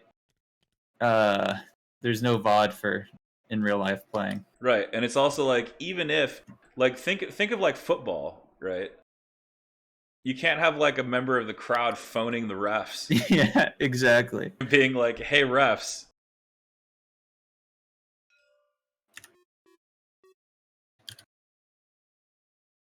Yeah, I think for Invader, like, right, if you have a judge that's watching, I think it'd be reasonable for the, like, if it's a judge for their own volition to hop in and tell them. But I think communicating it to streamers is probably not the best way. And like you see this on television all the time, right? Where the refs make a call, and then they look at the instant replay, and the refs are wrong.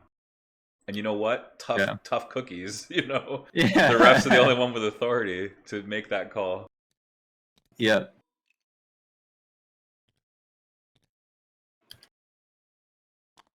All right, DK's coming up. Probably gonna get some spotter going. They may not be in range though. This is interesting though. Getting that B1 that low could potentially help swing him back. There's no arcs or anything, so there's no more shots that can hit this B1. So I do expect Orc to pretty much just one pip and get that B1 out of there. Yeah, he'll like one pip retreat. The clones have not lost any other full units yet, but I do see some dark droids coming up here, maybe trying to pull and observe. Right, because if he does air support, he'll lose his priority, so Orc will get that out of there. If he does a one pip, I don't think that Eternal has anything that can kill those B1s, really. So you think like Orc will play ambush here, maybe, just to get his droids out? Just get the droids out, yeah. Echo does have an ARC Trooper sniper weapon, though, so he might have something to say about this. True, I guess they are in the open. If he can get to range Since 5. the light cover. Well, here's the thing, though.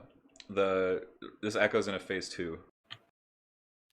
So that's yeah. So that he could do it right now. That's the problem with Echo in a phase 2, is that he doesn't have sharpshooter access when he's in a phase 2. That's my big issue with him. But it is a way to get a DC-15 into a phase 2 unit. That's something that they don't have. I wish that we had a phase 2 DC-15. Instead, we have the mortar, which is kind of unnecessary. Clones only somewhat benefit from having a suppressive weapon. Yeah. I mean, right, 2 red dice, though, could potentially get through this and get one more damage. Yeah, critical 1, yeah, could still do it. Maybe he gets lucky and gets the 1 in 60 or whatever and gets the double crit, who knows. Going for it. Heavy cover, though, unfortunately.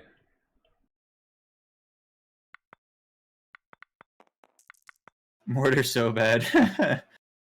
Yeah, I'd have to agree with that. Mortar's in a tough spot right now. Yeah, the phase 2 mortar is pretty trash. It's 20 points and you still don't take it because it's so bad. That's like the HH12 and the mortar. You could almost make it just like 2 points more than an extra body, and I'm still not sure if you'd bring it, just because the other heavies are so good. Yeah, they need to fix cumbersome and let you shoot and then move. Yeah. But not the other way around. Kyle is playing Throw Maul. Alright, Maul is coming in. Right, with Saber Throw, he could very likely just chunk this phase 2 in the open, putting himself even farther ahead, and then, right, he can one pip. And Saber Throw again, and then dive next turn. Does he even every unit Kyle finishes off is quite good. He doesn't even need to throw Maul in there. I really don't believe that. Could he get the range too and jump over, Saber Throw, and jump back? Did I disconnect? He may be close enough for that. No, okay, phew. Everything started moving again. I had a little bit of lag there, I think. So no, he can't do the peekaboo.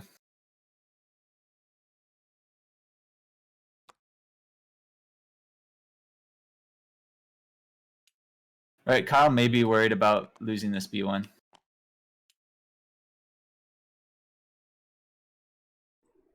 Oh, he's going in. Okay, wow. He's throwing Maul in there. He's like, okay, you know. Well, right, he can do this Saber Throw and then just one pip next turn and Saber Throw and jump back behind the rock. Yeah, that's true. I think that's what he's counting on. Oh, Saber Throw for yellow. He's trying to get that another acti to widen his lead. So right, he finishes off that unit, potentially next turn can deal some real damage to Echo. Oh, this unit is dead. Yeah. Yeah. This unit is 100% dead unless he misses. There it is. Yep, here's 2. So gone. This unit is gone, and then next turn Kyle just one pips, and he forgets about his black B1, slaps another unit, and then jumps back behind the rock. He even rerolled with an observation token they had. Does he need to with that Pierce? He doesn't. It's Pierce 2. He doesn't even need to roll the save. Why did he reroll? And why is it not dead? Yeah, and why is it not dead? It's in the open. Even if it had light cover, it was 3 hits, pierce 2. So why isn't it dead? I don't know. I have no idea why Okay, he's not dead, Duel but the Fates it's not my coming place out. to say. Yeah, I don't know. Maul's gonna get a dodge from this. Call me captain's up. Rex is You in know- position to get some shots, maybe. Oh, Eternal losing priority though, and I don't think Call Me Captain's gonna do anything. So I think Maul CMC. just saber throws that unit again. Yeah, and CMC is gonna whiff completely because Maul got priority. Man. Yeah, right. If it was light cover, he and pierce 2 with 3 hits. Yeah, what is going on? Does here? anyone know why that's alive? Yeah. I mean, they're both good enough players. I feel like to catch that, Maybe but I don't they know any ruled it- scenario. Maybe they ruled it heavy. I don't know. Did they have a dodge? Maybe they had a dodge from someone else. They must have had Yeah. They might have had a shared dodge token that I didn't see. Yeah, that's probably what it Oh, is. did Echo not shoot? Echo might have moved dodged. That might have been what happened there. Yeah. Well, also, right, Pierce is optional anyway, so even if it was an error, like, you'd never say something about Pierce. Okay, I don't know. I'm just gonna let it go. I'm not too concerned. I think it was probably a dodge that we missed somewhere. Imagine so. Or it was ruled heavy. Oh, Maul's going deeper. Dang. Whoa, Maul is going in. Like, I would not expect that. woo, force push. So he's going to... He's actually going to go for the hostage carrier. Oh my gosh. Orkimedes, blood in his eyes. The dark side. I am kind of shocked. The dark side is with him. So he's force pushing, cohering. Oh, look at this trick. Okay, so this is classic force user right here. Yep.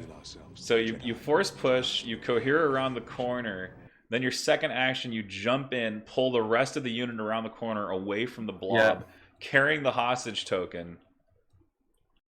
And then you're probably going to just start cutting him up, and then Maul's in a position where he's barely going to get shot, if at all.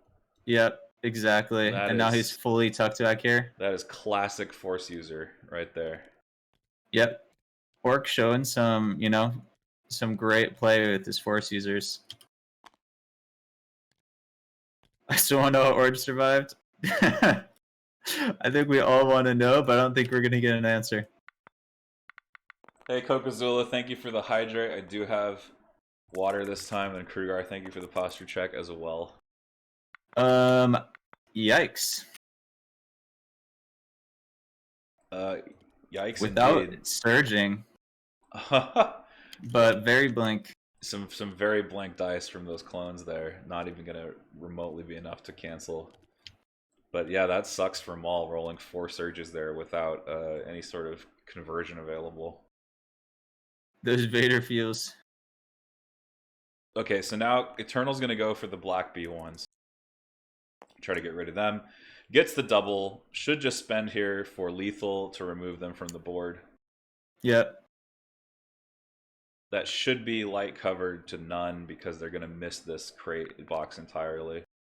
See, I think at this point, due to the attrition that Orc has gotten, he may just close the gap and just like plan on taking this hostage, making it no longer a points killed game and just bullying him off that hostage. I think he figured that he was gonna lose. He was gonna lose black, and the points would flip again to Eternal's favor. So he's now he's going all in with Maul and going for that hostage and just gonna attack with everything behind Maul and see if he can wipe the clones out.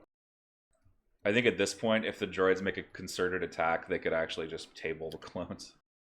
Yep. Right. This orange easily goes down from a B2 shot. 5s is quite low. The only full unit left is Echo and then some arcs, and piercing arcs are not quite as strong against droids as they are against other things. Yeah, Stevens, he did play Duel of the Fates, so that blue clone trooper cannot disengage. Because Duel of the Fates. Yep. Oh, is that not what Duel of the Fates does? Duel, I think, allows you to disengage, right? Yeah, Maul gains disengage. I thought things couldn't. I thought things engaged with Maul couldn't withdraw. No, they can't spend tokens. So Maul gets disengaged. That's Callus's one. That's Callus's 1 pip. Okay. Oh, Duel stops token spending. Okay, never mind. Yep. People are confusing Face Me with Duel of the Fates. Yep. Okay, so Clone Command. That might have been the Clone Commander that had that dodge token last turn, by the way. That makes a lot of sense. Yep, it was probably a dodge token on the Clone Commander, right? He's just sitting up here taking dodges. Yeah, that's why we were so confused. It's hard because the tokens go into the building, so I can't actually see them. But the players know they're there because they're probably verbally declaring everything. Yep.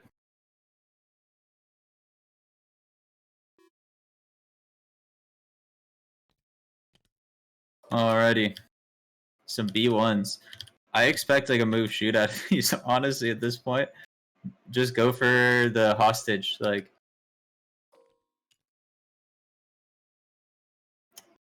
So did they claim? Is that why they're speedrunning?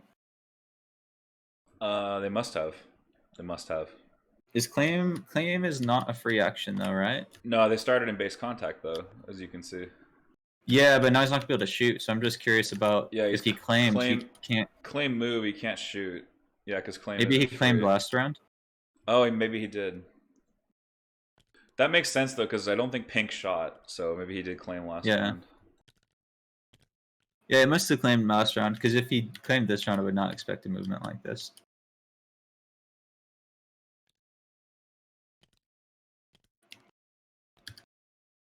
Hey, what's up, Ecot? So Maul dove. He is now with the clones and giving them hell, essentially. Orc has committed to the beatdown train now. I mean, it makes sense, right? He's whittled down most of the heavy hitters on that side. I'm having a hard time tracking the dead pile, but I gotta say, it's not looking good for the clones at this juncture. I'm pretty sure Kyle's gonna take this game down with Maul. Oh yeah, I mean, Maul can just, with that Pierce, just slice and dice his units of clone troopers. Like, he rolled pretty below average and still took out 3 bodies. So Maul did take a wound for Juyo, so that is currently enabled. Yep. Oh, looks like, did Maul not spend his aim? No, did he not spend it? He must have forgotten. Well, no, his aim was last turn. Okay, so that's an old aim, yeah, because he got dodges. Jedi Hunter, yeah. Jedi Hunter gives you the free aim. He does not have offensive push. He has tenacity, which is actually better. This guy survives.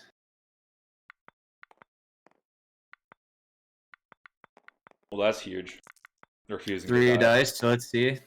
And he only clears 1, so we'll be suppressed. Yeah, he's gonna probably just move back behind the box here. When I say box, I mean the building. There was a dodge token, yeah. I'm pretty sure on the commander, right? Yeah, He's just been dodge aiming at that commander. Yeah, dodge aim from the commander, not shooting. That makes sense.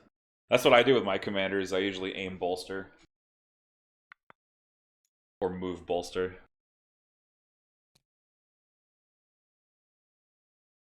Alright, snipers or probes? I'm guessing the sniper just tries to finish this guy off, right? Sadly, you won't have that aim. Oh. Right, honestly, Orc is kind of fine with him continuing to retreat, because that just allows Maul to kill these guys and run off with the hostage. See, this was actually set up at the start of the game. This was a clone token sharing cache. And so as long as you're standing on that building, they have infinite dodges and surges. This is only turn 2. No, turn 3, sorry. No, this is turn 3 now. My bad. I forgot to change the thing. I was so invested in the action that I forgot to change the turn counter. It is 3. Got to get a button for that, man. You okay? Oh, just a big stretch, sorry. Okay. I forget that I make noises. You're all good. Normally people are around when I'm I don't wanna, stretching in my seat. I don't want to. I don't want to make you turn around. Who's winning? Definitely Kyle. Orkimedes Orc is winning. strong lead. I mean, Yeah, huge lead. Maul right is now. just Maul kind of on his own can kill almost everything here now. He's gonna be wiping out a unit almost every turn from here on out. And like if you're clones, like your only choice is to shoot this big force user who's just wrecking your stuff. Meanwhile, getting shot yourself by B2s. I anticipate these B2s are all going to surge forward and just start blowing up everything in their path. Yep. And that's precisely what we're seeing develop here with these blue B2s now moving out of cover into Right, now range 3. Now he's got the hostage on the B1s. They can be at a safer distance, and the B2s are free to just... They're actually now able to, they're actually going to shoot this hostage carrier. Wow. So and this is the power of cycle right here. Yeah. Cycle's so good. Every exhaust weapon should cycle. Fight me. And that is more than likely dead. Yeah. Average dead. Average dead. Can they spend surges for anyone? They can't see him. They can't see. Do you need to see for clones? I don't play clones. So. I think you do need line of sight for token sharing. That is definitely true. Yep, so they are gone. So that token has been dropped. And now there's a Darth Maul one move away from that token, which is not what you want to have. And Darth Maul does have a dodge, so...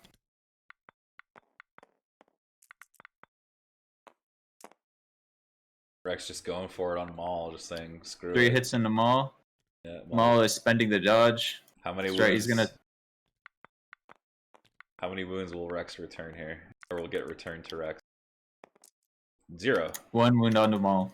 Yeah, that was a start. So Maul, 2 wounds total now. 1 from the last command card, 1 from Rex just now.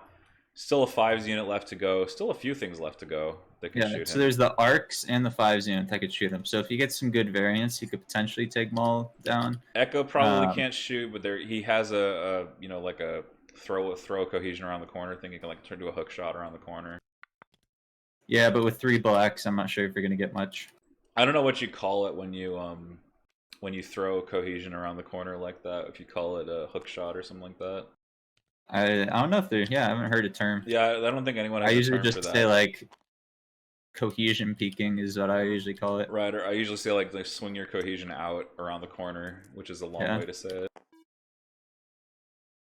All right, Maul droids throwing observe. Slingshotting. Yeah, slingshotting. That's another way to say it. And with 5s pushing up to try and kill Maul. Tough part, right, is in order to position to kill Maul, he's putting himself closer to all the stuff that could kill him, and so even if he recovers his objective token, he's potentially putting himself farther back CMC in just points. got spent. This was the CMC turn that done completely whiffed because Maul won priority. It was a huge coin flip that Eternal lost.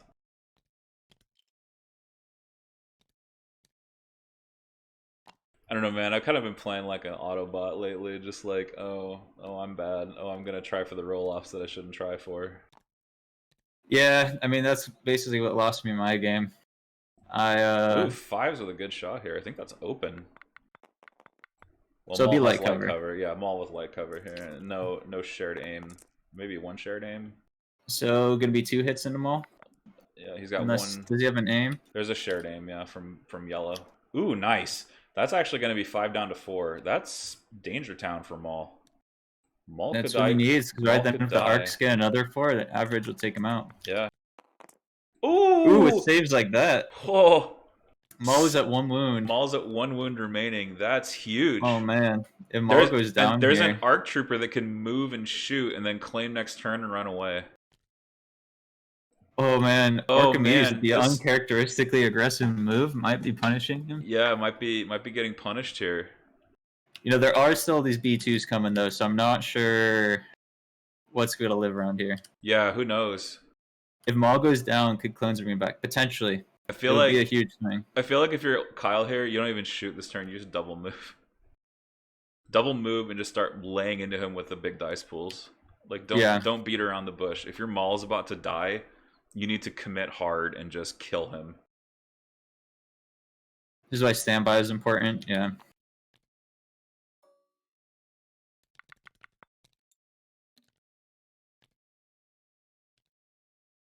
Kyle flanking on the top with these B2s. Interesting movement there.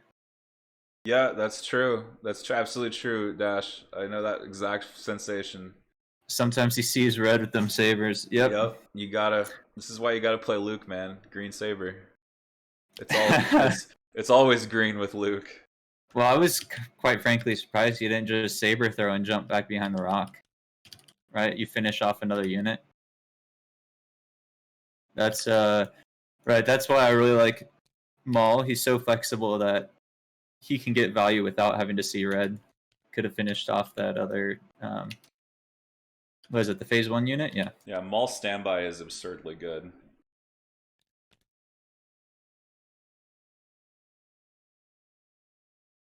The only way you can knock that off is if you have a force user of your own.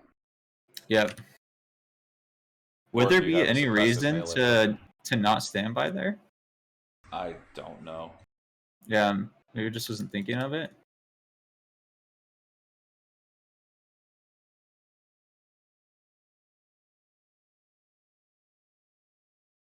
We might need a judge call for line of sight here to see if Echo can actually see Maul around this corner.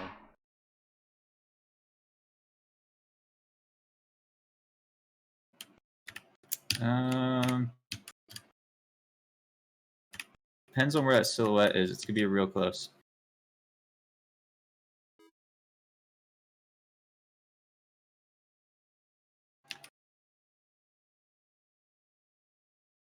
There may be a tiny sliver. Yeah, but I don't know where the hell the silhouette is, right? Yeah, exactly. That's why, with the silhouette not being there, it's tough to know. Luke Cook, the eternal world champion of Legion. Oh man, that is like pixel thin if it's there. Oh, here's the silhouettes, yeah. Yeah, it is is so close. We'll see what they call it, or if they get a judge.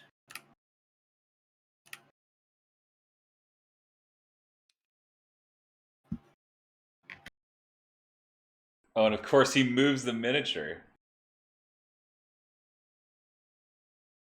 Oh, he's just doing a What full happened? move. He was doing a. You hit the full button again. That's why. Ah.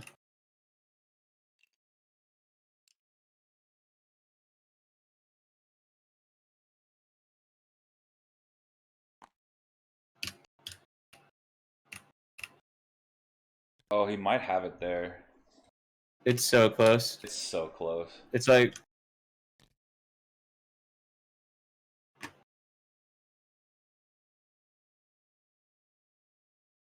Hey, welcome, Big King Nasty.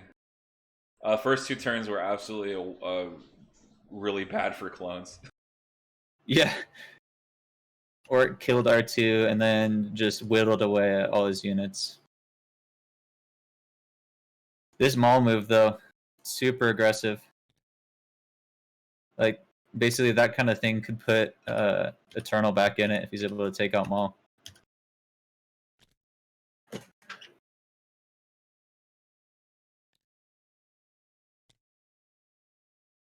Okay, so instead he's gonna go into a different direction with Echo here. I think that was a no.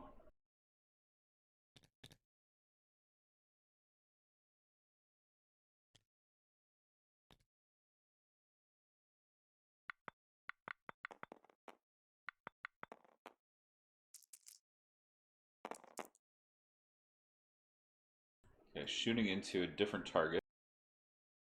It's these B2s. He's gonna spend an aim for lethal against that tac droid. Pretty sure.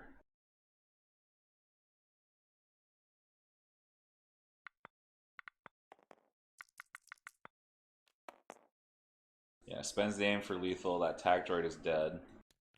And going to be replacing a full B2. So that's a nice little 1 for 2 there on those aqua colored B2 HAs. Yeah, Maul has 1 wound left.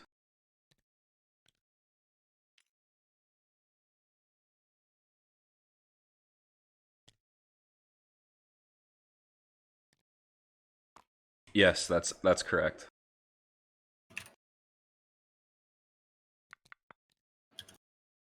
I kind of agree with you, Stevens. They're being a little bit loose with the some of the line of sight calls here.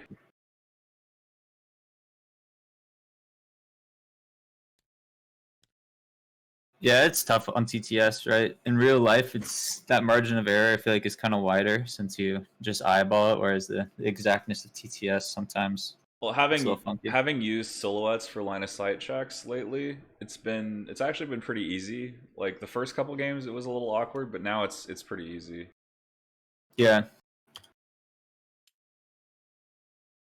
Like I think the biggest thing to keep in mind with silhouettes is that you need to angle the silhouette towards the attacker. Because if you Yep. angle it in a different way, it's not really usable. so it's supposed to be a cylinder, so you got to make it at that Right, you gotta like perpendicular to the unit leader that's shooting you. precisely. Yeah, I've been playing. I got my brother playing recently, so I've been playing in person, and yeah, silhouettes are nice. It's usually pretty clear cut whether something's in or out.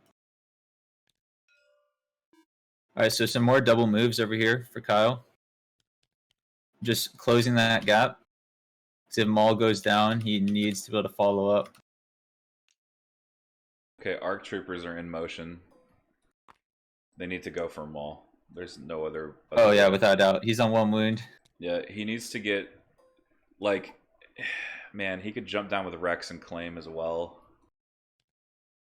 With Maul dead, I think the points shifts pretty heavily into the clones domain, but it's still like 1 unit though. Nice I'm real shot. surprised that he that's not taking a standby on Maul is proven to be fairly punishing. Yeah. He gets 2 rerolls from Rex, gets the fourth crit in there, and Maul is out of it. And Maul is down.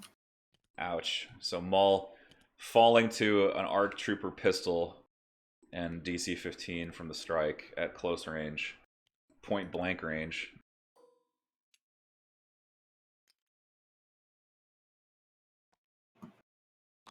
So this yellow phase 2 has to die. At last we will reveal Yeah, ourselves to gotta the take that guy out. At last Well, I we will mean, have revenge.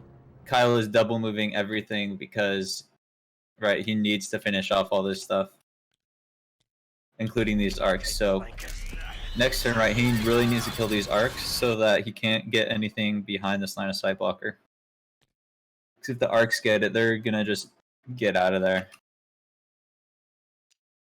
Luckily, he has used all of Maul's cards, so he is not down any command cards at this point. Right, he still has his generics. So he is going to get aggressive tactics every turn for these B2s. Suddenly Yeah, the Maul clones... looking kind of lackluster this game. I think not taking that standby was really rough. He attacked Punished like once. for wanting that early attrition. Yeah, he attacked once, and that's all. Definitely an error on the part of Orkimedes there. Yeah, but I still think he's got so many bodies left, and I still think that clones are not going to trade up. Against B2s. No, I'd have to agree. I think he's still in the driver's seat, but right, that kind of gave Eternal an out. It's not quite so black as white as it used to look. Maul is dead.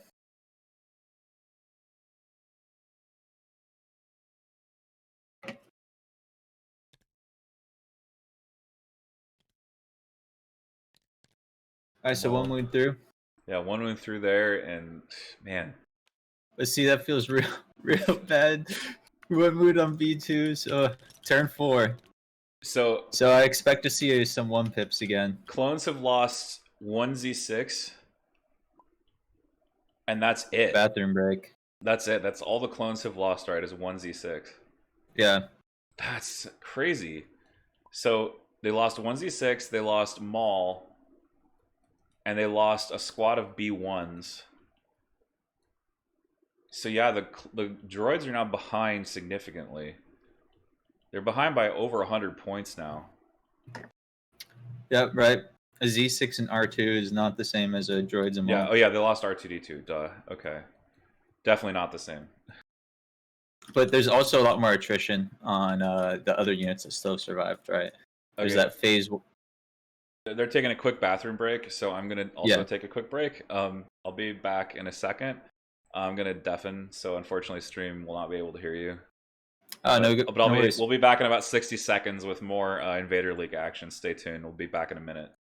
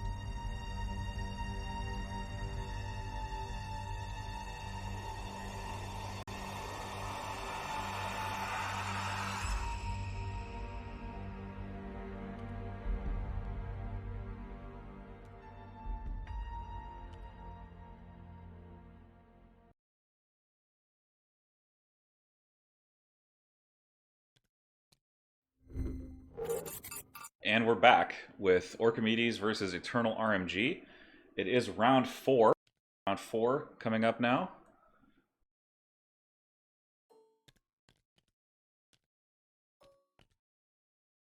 Ambush versus Attack of the Clones. So Clones getting a bunch of suppression relief as well as a bunch of extra surges. They are going to need those defense surges against this droid attack that is coming storming in. With Maul's defeat, the droids are now behind a significant number of points. They're behind roughly 100 points. There is a phase 2 left on one miniature back here that these droid snipers, if they can get an order, are going to go for. I think that's an open shot. I think the clones might be able to reverse their point situation really quickly here by sinking a shot on this phase 2 unit leader with O-Push. That's 93 points waiting to be destroyed. But it looks like Kyle Orkimedes going with the B2 HA. What's up? Welcome back, Techno. He's got to take out these ARC troopers. Makes sense. I'm a little surprised that Eternal didn't go for a lower pit, but he might be trying to save it for later. If nothing else, he's going to get a bunch of surges onto these ARC troopers, so at least I'll try to save. Oh, that's a pretty bad shot from the B2s. Just 3 in there. These ARCs could just save out of it. They've got 2 wounds there. The ARCs will not drop 2 saves, and so that ARC will survive in contact with the objective, and Eternal needs to get this ARC rolling and out of there. Claim and run. Oh no, he may not even claim. Okay, he's going to claim and run. That's why he's slowing down to speed 1 here. So claim run. He needs to put other leaders in contact with that hostage. He's in the deployment zone already. The other hostage here, not in the deployment zone. Not anywhere close to a deployment zone. Currently floating in the no man's land.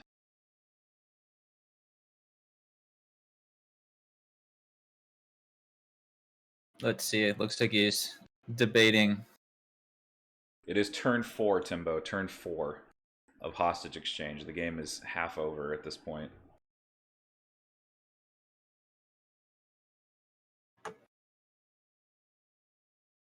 Yeah. I still think you want to just claim and get out of there because nothing but these B2s is really going to be able to shoot you. That's so awkward. What is he...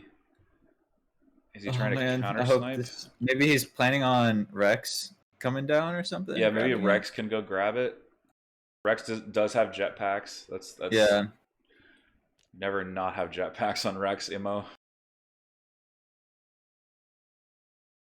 Becomes a completely different unit in a really awesome way when you put jetpacks on him. Yeah, I kind of agree with you, Stevens. You need to get your ass out of there and hidden. I don't think. Yep. All right. So he has come to the same conclusion. Yeah, claim and run. Push that. You got to push that hostage up. What is he? Why is he moving further than the template? That's where I'm not sure. That's just where you go. All right. Yeah, you do that. You push it up there. Hostage.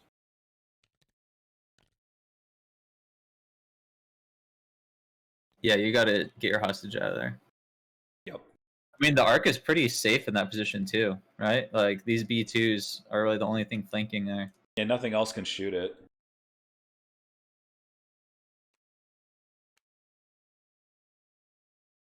Kyle weighing his options. He's in a tough spot. He's gonna Just be careful too. So looks like he's gonna try and finish off that lone clone trooper now with some B1s, saving his B2s to get some bigger shots on some closer targets. right. BXs can like shoot Rex. You've got some B2 units in range of Rex as well. Yeah, they're gonna go for the range 3 shot here against the yellow clone leader who's left. This is 93 points on the line right here. Gets 2 crits. That could do it. Got a reasonable chance of saving, but also blank. All right, and he gets the save. Very nice. Gets the save. Spending a surge.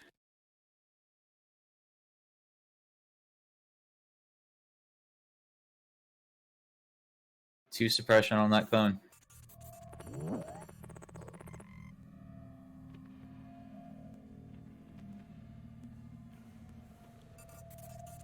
Nice. Doc Velo coming in with the 6 months of subscription. Thank you.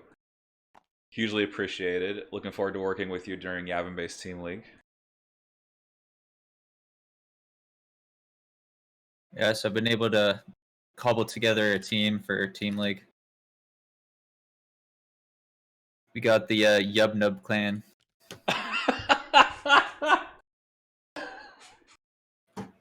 David, you've earned this, but shut up about Barks. You're tricking new players into thinking they're decent.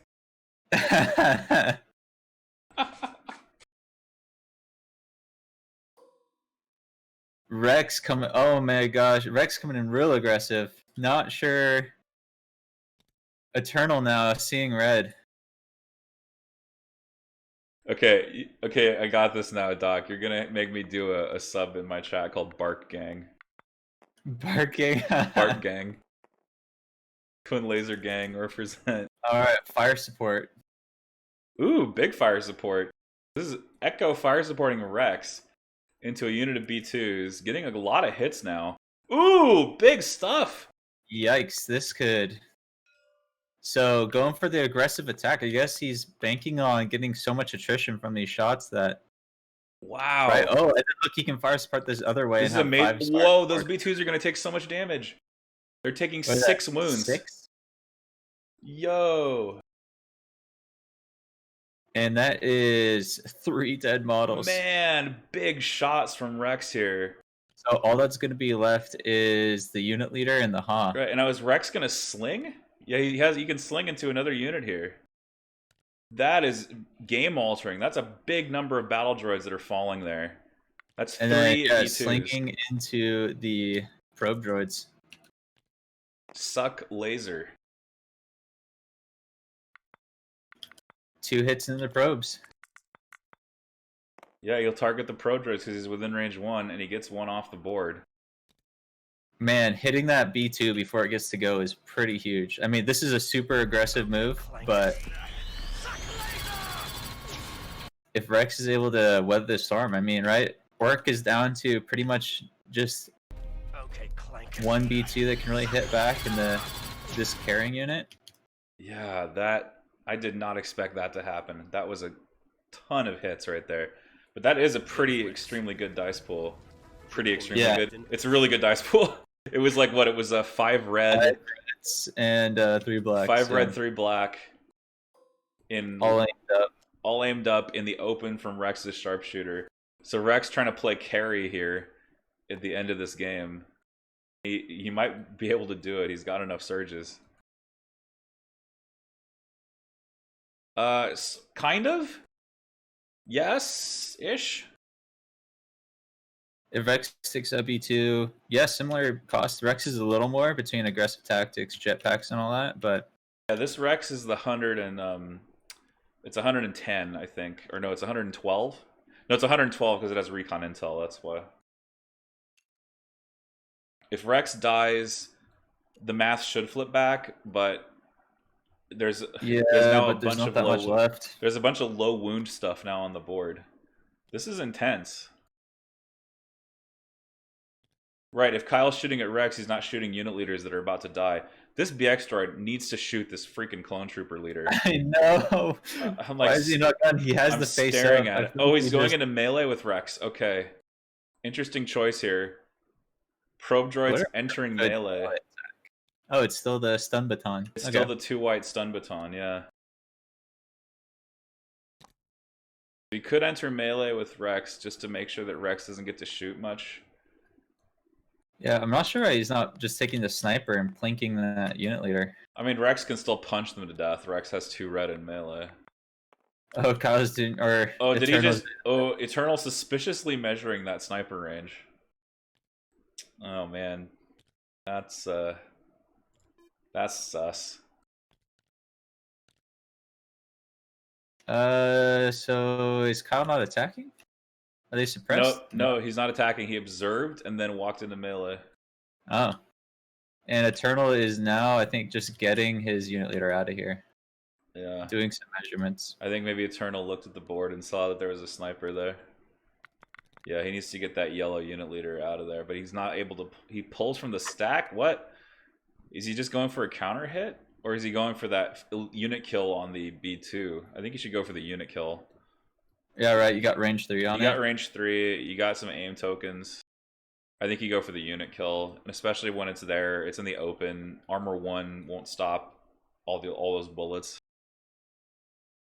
Yeah, you go for the unit kill here.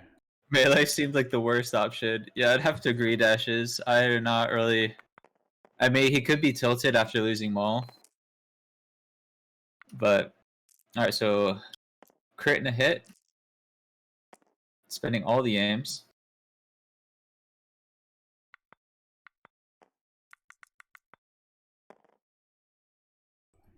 And they must have already spent that surge, so that Ha is gone. Yeah, that Ha is dead. So just one wound between this white B2 unit and defeat.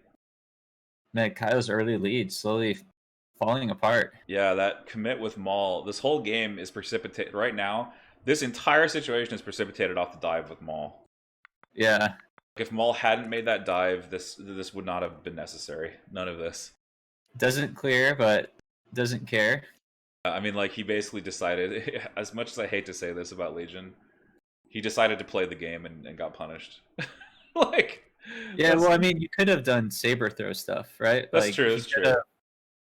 On that move, he could have first saber throwed, then jumped back behind, killed some stuff, or played standby. Like, that's still an aggressive move that Maul would still be alive in. So there are Maul uniquely. That's one of the the big perks of Maul is he uniquely can dive and be relatively safe since he can take standbys and saber throw, move, or move saber throw.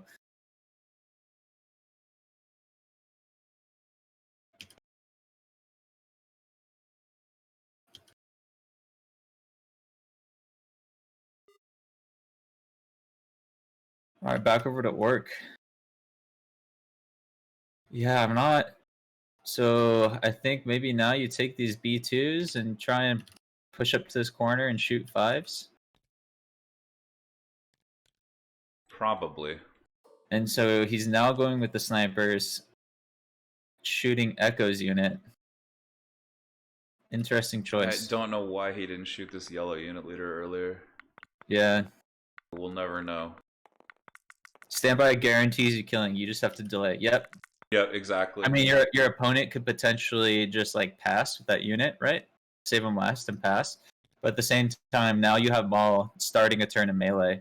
That lethal shot, though, successfully removing a couple clones there. That's actually a big damage, considering Eternal's down to just a few models remaining. Let's see, 1, 2, 3, 12 clone models, 13 clone models if you count Rex. So I'm guessing that this But the probe droids are Rex is stuck, so maybe Orc is planning on having his T series be able to chase down this arc, and that's why it dove on Rex so hard. But the tough part is he has no more 1-pips, and Eternal does, so he cannot. He will lose priority next turn.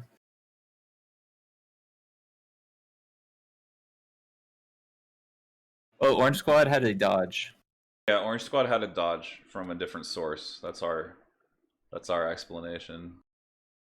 X-Files theme plays. I want to believe. Ooh, Clone Commander getting in the mix now. Coming out. 3 blacks. Sharpshooter wand. Armor negating his sharpshooter, sadly. So he's gonna have to get 3 or a crit. 3 or a crit to even matter. Does not get that. So just a suppression, B2s. Not even phased.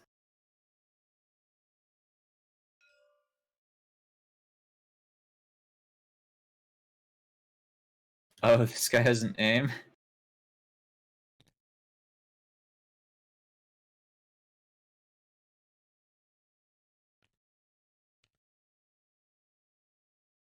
Where did he get that aim Right. from? He's from that unit leader down south or downstairs, I guess. Yeah. He would have an aim from the ARC Trooper because the ARC Trooper Is he didn't suppressed shoot. though, right? I see 2 suppression here. Good question. Right, there's 2 separate suppression, which I assume are both his, but I don't know. I'm gonna be right back though. During the bathroom break, I threw a quesadilla in the oven. Ooh, sounds good to me. I like me some quesadillas. Well, Technotomy is going to be right back. We're going to continue with this game. Yeah, exactly, Dash. This board is such a mess. I can't tell what belongs to what. It's a little sleight of hand right there. The clones are going to need to spend more surges here. I think there was an aim, though, that Kyle had. He's going to get another crit there. Observation tokens coming in, too. Getting more crits from Maul's observation tokens.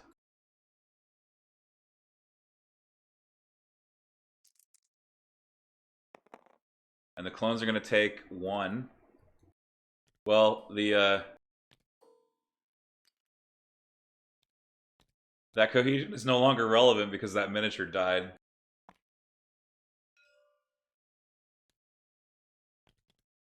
So, rip.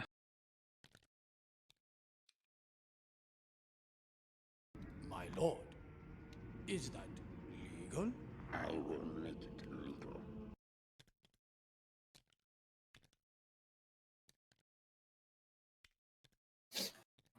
I need more of the Nemoidian sound effects, especially when we play CIS on stream.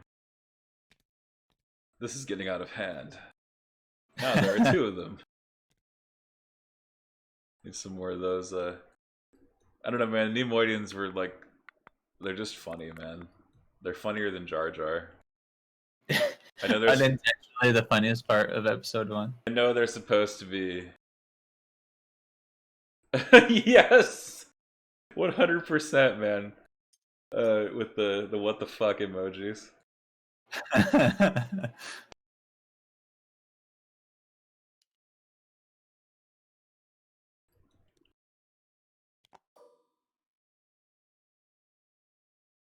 Our ARC troopers are 5s, I guess.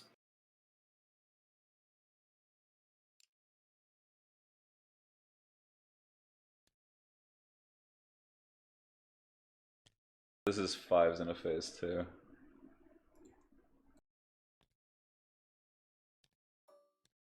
Looks like just pushing up against the wall, just getting in a range of the blue B2s, I'm guessing.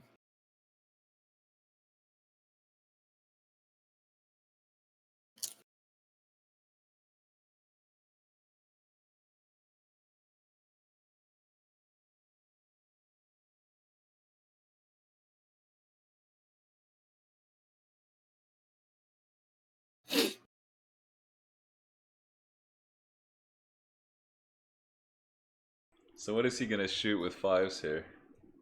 Just gonna shoot more B1s. Oh, that's interesting. I expected the blue B2s down south since, right, that's the only thing bearing down on your hostage anymore. Is he shooting the hostage? The enemy hostage? I don't like that at all. Looks like he's choosing not to. He couldn't move them the other way because he couldn't show... He couldn't show 5s to the other B2 that was like full of more troopers because he would get his 5s killed and that would of course put more points off. Even if he traded 5s in a phase 2, is a phase 1 5s? Okay, so it's like 87 or 89. Points kill count, we gotta get one of those going here. I need to make sure I get that. Alright, shooting B1s? Shooting B1s, why? I'm so confused.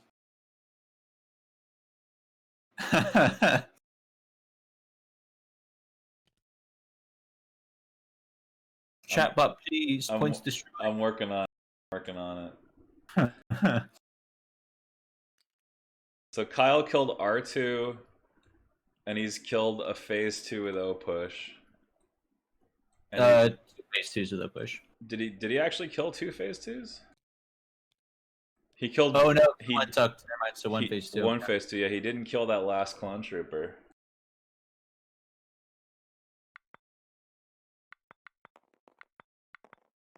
R2's 45, right? So 5's deciding to pull back and take the shot into B1s. So R2 at 45. R2 at 45 is plus that phase CZ6 is 138 destroyed for Kyle. That's really nothing. Yeah.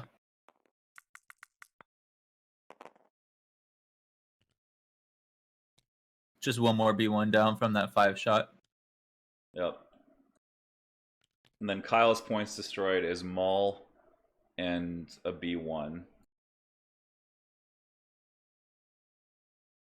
So that is going to be 54. Yeah, 54 plus 160, 170, 175, 179.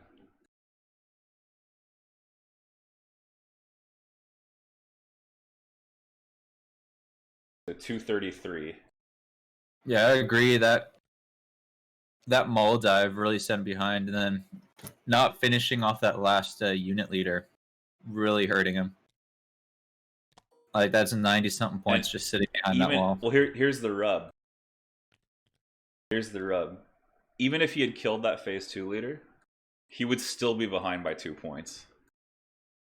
Yeah. So he needs to kill this ARC trooper and one other unit leader that's worth like 100. So either Rex or 5s, someone needs to die. Yeah, the B2 escaped right here. So the B2 is okay.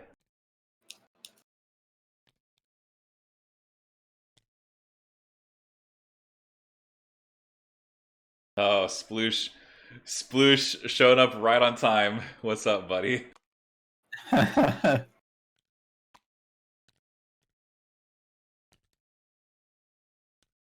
Yeah, so he has to go for one of these phase 2s. He has to go for Echo or 5s. Yeah. So both of them have 3. Yeah, Echo should be in the open here. So I think he should go for Echo. Oh, he's going for the ARC Trooper leader? That might have been like, because it's two, well, if he has cover denial, it's only 2 wounds he has to chop through, and not 3. True. I think he's going.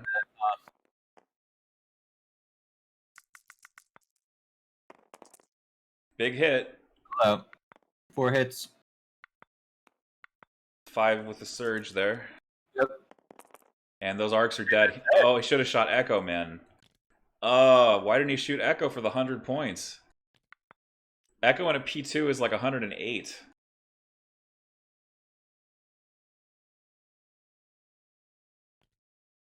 Yeah, would Echo have put him ahead in points? Yeah, absolutely.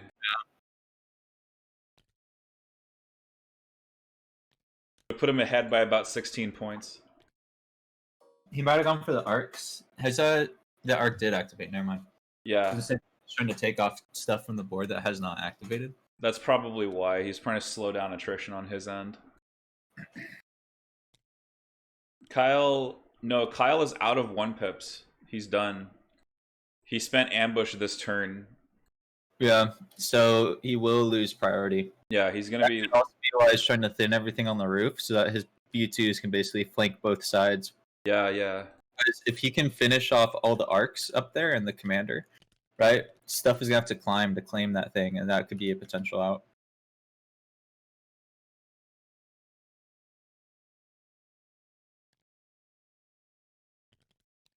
Oh yeah, no blast off, so no 1 pips. Yeah, there's no blast off. There's no. So it's gonna be a 2 pip off here. This is round 5 now.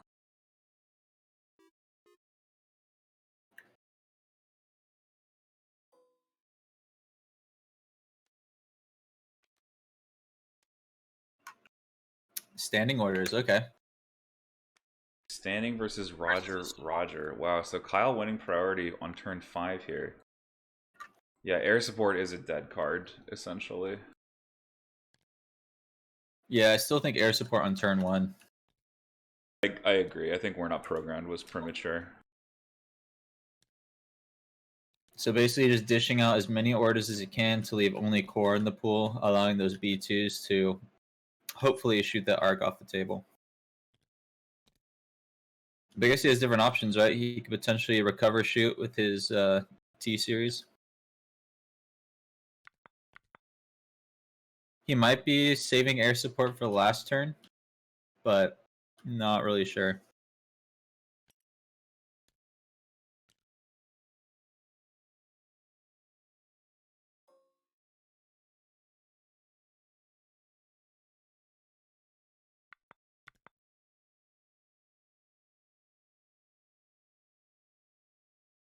So we'll see what Kyle prioritizes here. Whether he wants to kill the objective carrier or try and get some attrition on other stuff. I think you For attrition. I think you go for the 100-point squads that are sitting there for you to kill them. Yeah. Or going for the other arc trooper. Oh, just to minimize your act count.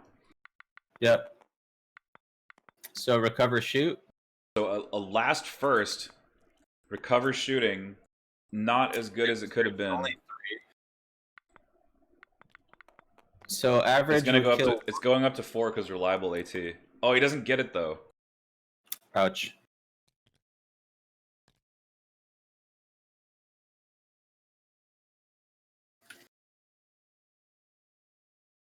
That's wild.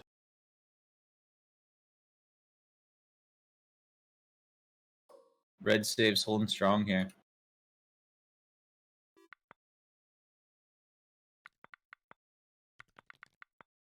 The golf energy is intense right now.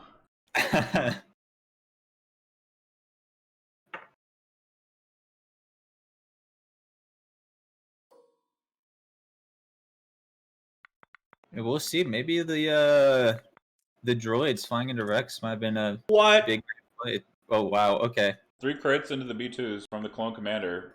Unearned. Just roll crits, man. Natties. Boosh! Killing So B2s. It's a really bad draw. It is true, but it's not. How bad is it when you can kill a B2 without spending any aim tokens?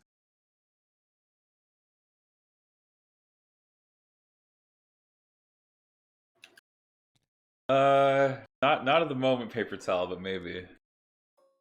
So going into the arc trooper at the B1s, trying to finish it off. Is trying to take activations off the table. The posture check. I am slouching real bad. Yeah, I am also. I'm leaning forward really hard to look at the screen. The name's Rex. You'll call me Captain or Sir. If this arc dies, yes, Kyle would be back on points. Because those arcs are worth 58 apiece.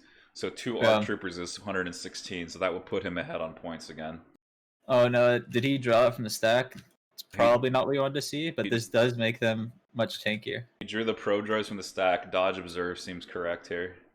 Yeah. That way Rex cannot punch his way out. From this point out, right, the droids are just there to keep Rex tar pit as long as you can. Yep, they're there to stall and keep things Because as under the dice wraps. pools keep getting smaller on Eternal side, punching through the armor and heavy covers can get harder and harder. Yep, absolutely correct. So then he goes with Echo. What can Echo even do? Like, he can try to make up for it with fire support, but like with the act count dwindling, it's going to be problematic. Okay, Echo's going to go for that B2. Can you get it out of cover? No. Does not look like it. Definitely not. Okay, so going for the B2s over here. I expect this will be a wash unless he gets crits. Alright, he's got like a... He needs 6 out of 8 chance of getting a crit. He needs so many natties. He's fire supporting with 5s as well. Oh, okay. But he's saying, no, you can't. You're not in range. You're not in range.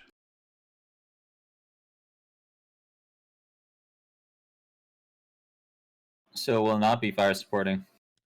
No, he's going to start his activation over, maybe? Or move a second time?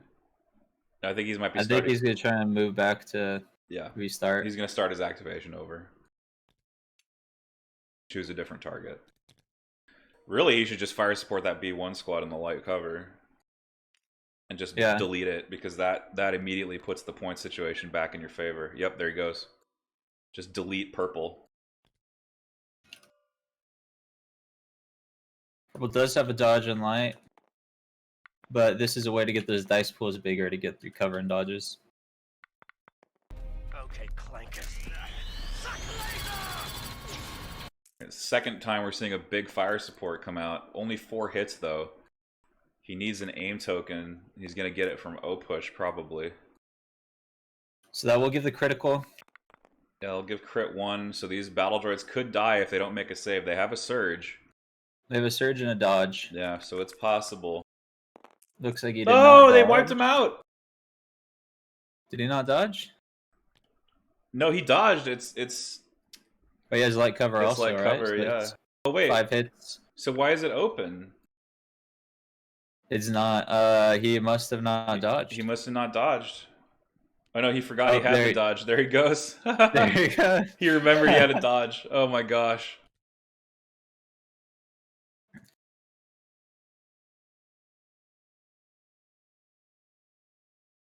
High level Legion right here. No, I'm just as guilty. Yo, me too. Got roasted in my last game. Anyone be throwing shade on Kyle for that. I think it's more of a joke when people get all bothered by it, and you're like, I think everyone makes mistakes, no matter how good you are. So, Sploosh, I hear David Hoffman is going to be TOing the Texas Legion event. Hi, what poll would you like to suggest, Ryo? Can you do more polls since the current one's still up?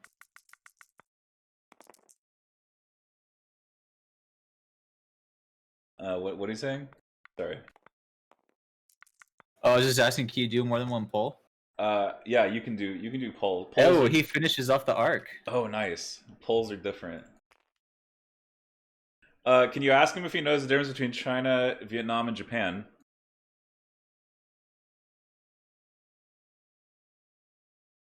Because maybe if he knows the difference between those countries, I'd be interested in attending any event he's judging.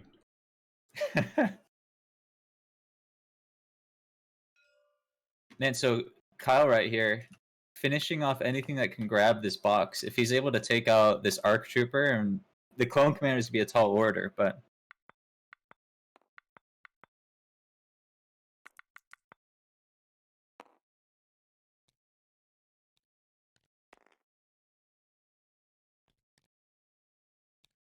And ARC just getting out of there.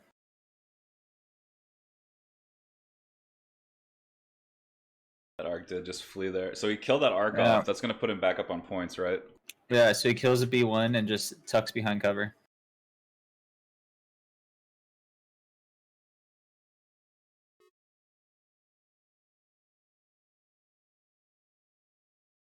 So again, ahead on points. No, Prairie, I'm good. Can't go anyway.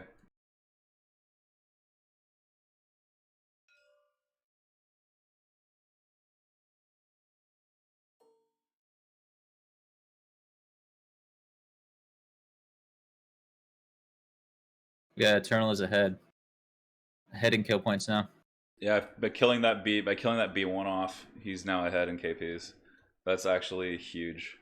Oh man, this phase 2 sitting behind this wall alone That might could have been plinked with one sniper that shot. was the difference. This is like It may that end up mall being the play and then difference. just leaving him standing there.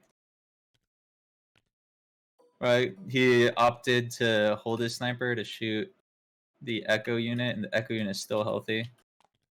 Yeah.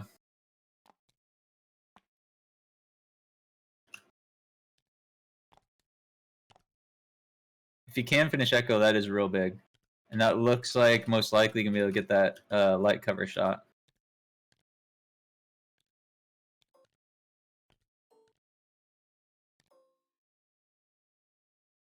Yeah, this is definitely light cover.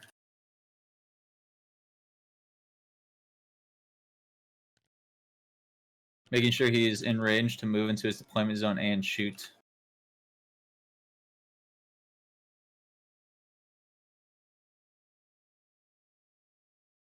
Yeah. Is it within or at for hostage? I think it's within. At the end of the game, each player gains 1 token for each objective that is claimed by a unit they control. Each player can for each objective within. This is turn 5, right? He That is turn measured 5. it, He's and got... it's 7.8, so he's only going to get to at. Yeah, he needs to... Oh, so this is a mistake. He's only going to get to at based on that measurement. Maybe he feels like he's going to camp the hostage. Oh, but it's just not the unit leader. Oh, it's it's just the the token. hostage has to be within. Okay, right, yeah, right. yeah. Because the hostage token, I mean, technically it's a mini, right? I mean, Oh man, so Echo is down to 1 model. you treat the token as if it were a miniature in that instance, I think. Yep. Okay, so Rex is withdrawing now. He's withdrawing from melee into another melee. Interesting choice.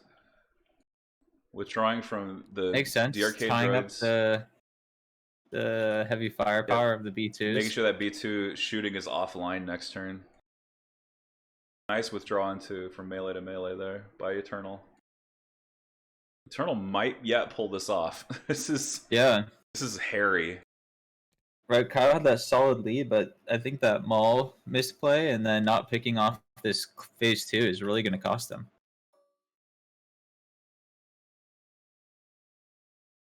And these BX sniper droids have Echo in their sights. You'd have to agree, Dashes. Kyle's pretty far behind from those 2 things. Gets a crit. And spends for lethal, so Echo on a single wound remaining. What if Kyle just goes for the table? Like, screw the objective. There's only 1, 2, 3, 4, 5, 6 clone models left on the board right now. 7 if you count Rex. Yeah, Kyle only has 1, 2, 3, 4, 5 activations that can do damage though. And some of these are multi-wounds, so that's going to be a very, very tall order. I think Kyle's out is trying to delay with these guys and shoot whatever. Oh, well, I guess the hostage is already in here. Does it have to be claimed to score, or does it just need to be in your zone?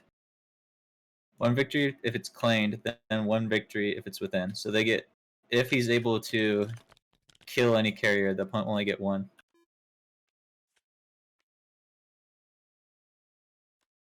All right, turn Push 6 and air now. support. That's huge. Sorry, I was off mic for a second there.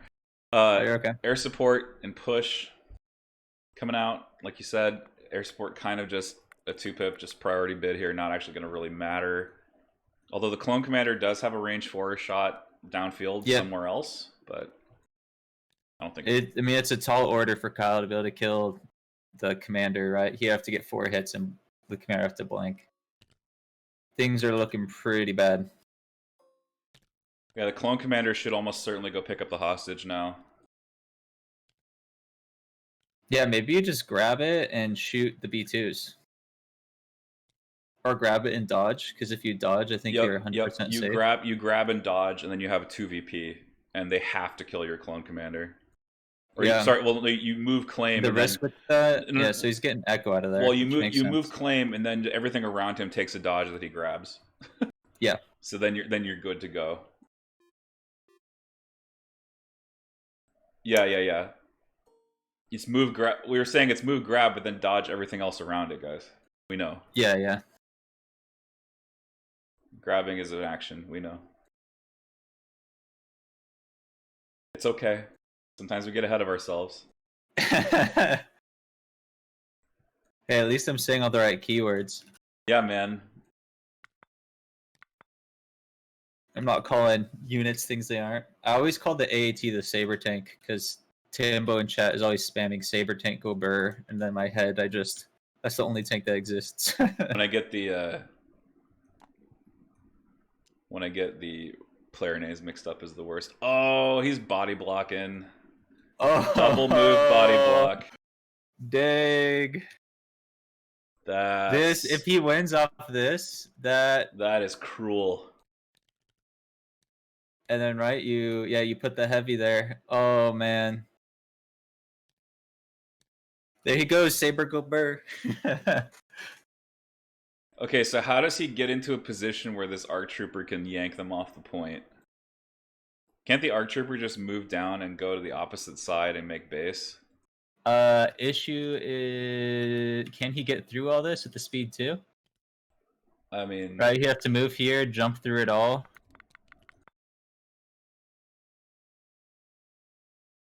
he's looking to see if yellow can double move and tie up in melee. The clone commander can certainly move down here and pull them off, and then he can pick it up with the ARC Trooper. Yeah, this is good counter movement. Yep, that's good counter It's movement. horizontal, so Yep, I'm just I gonna think you do a short move, Yep. and then you do the speed 2 to the other side. He's gonna go right down that cliff. I think he can make it in one. Honestly, I would allow this if I was in. I sense a judge call in our Yeah, future. for real, Dash.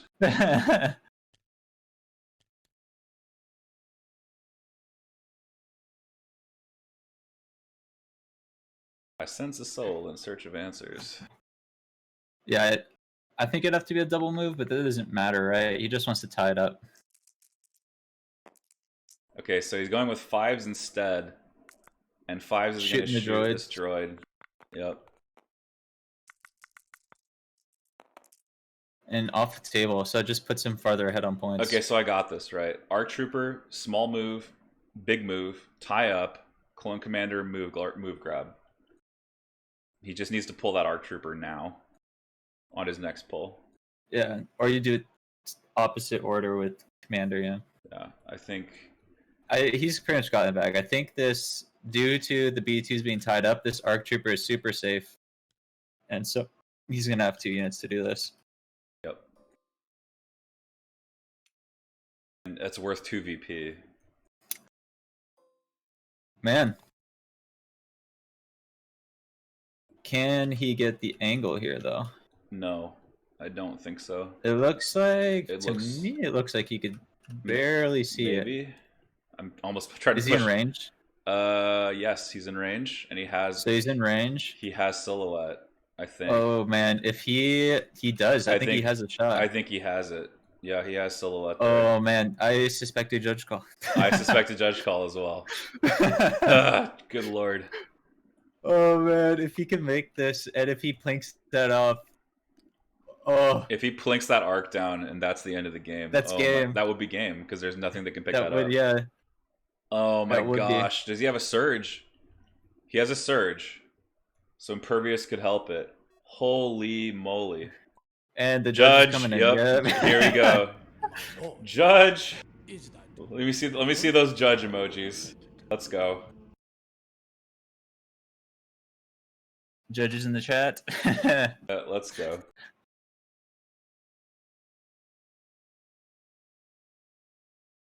The BXs will not have a name because I don't think he brought O-Push. Yeah, so they will not have a name. So it's going to come down to a save. So it's going to be with a surge, like a 30% chance of hitting. Imagine trying to be the judge calling this on a real table. Ugh. That's when you roll a dice. Yeah, that's when you roll a dice. Oh my goodness. That's the thing with real tables is there's so much more margin of error that when it's this close, I'm like roll a dice because like it's so yeah.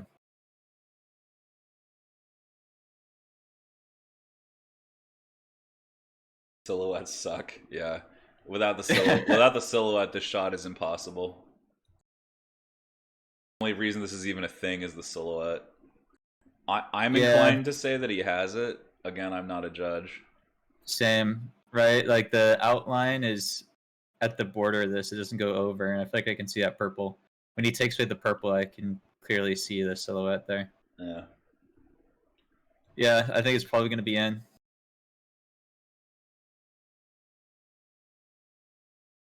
Yeah, I mean, on a real table, I kind of like silhouettes. I feel like it doesn't.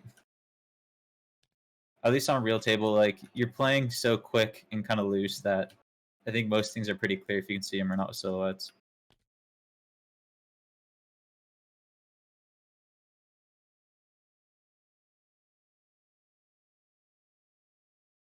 Head Judge Nima in there, ooh. Thank you, Floor, for the update. So, right, it's going to be a 30% if he gets 2 hits that he kills it. And then he has, what, there's 2 blanks on the dice, so 8 times 8, 64, and you have 4 odds of missing it. So it's like 4 out of 64 not hitting, whatever odds that is. Yeah, I think he's got a... Was it 3, right? Because you got double blank, 1 blank, the other blank. So Yep. it's 3 out of 64. So it's like a 30% with the initial shot. He has to get 2 hits natty, or he has to re-roll it, and then he has to get through the 3-up of the ARC Trooper since the Clone Commander has a Surge to share.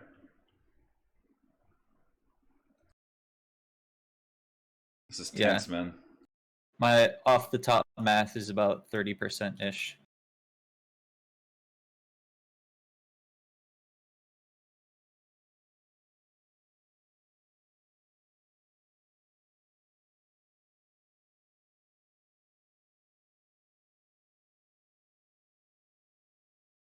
You can't shoot limbs and weapons. Yeah, that just becomes a little wishy-washy on where that like a weapon starts and a limb. I think silhouettes were necessary because without silhouettes, if you're not gonna do true LOS, I think you have to do silhouettes. Like saying certain parts of the model you can't shoot, that gets a little arbitrary. See, our model's super boring, so I wasn't super affected by it, but I also was notorious for shooting people's guns that were poking out, and so I just enjoy not having players get mad at me for playing the game. It appears this is a yes. The shot is being taken. It's a yes, so we got the 30%-ish roll. Big shot of this game right here. Let's see what happens. All right. This is a game-winning move here if he's able to get it. Crit hit. The crit. Okay. Crit 33% hit. from here out. Oh my gosh! He gets it. Eternal immediately concedes in the chat. GG.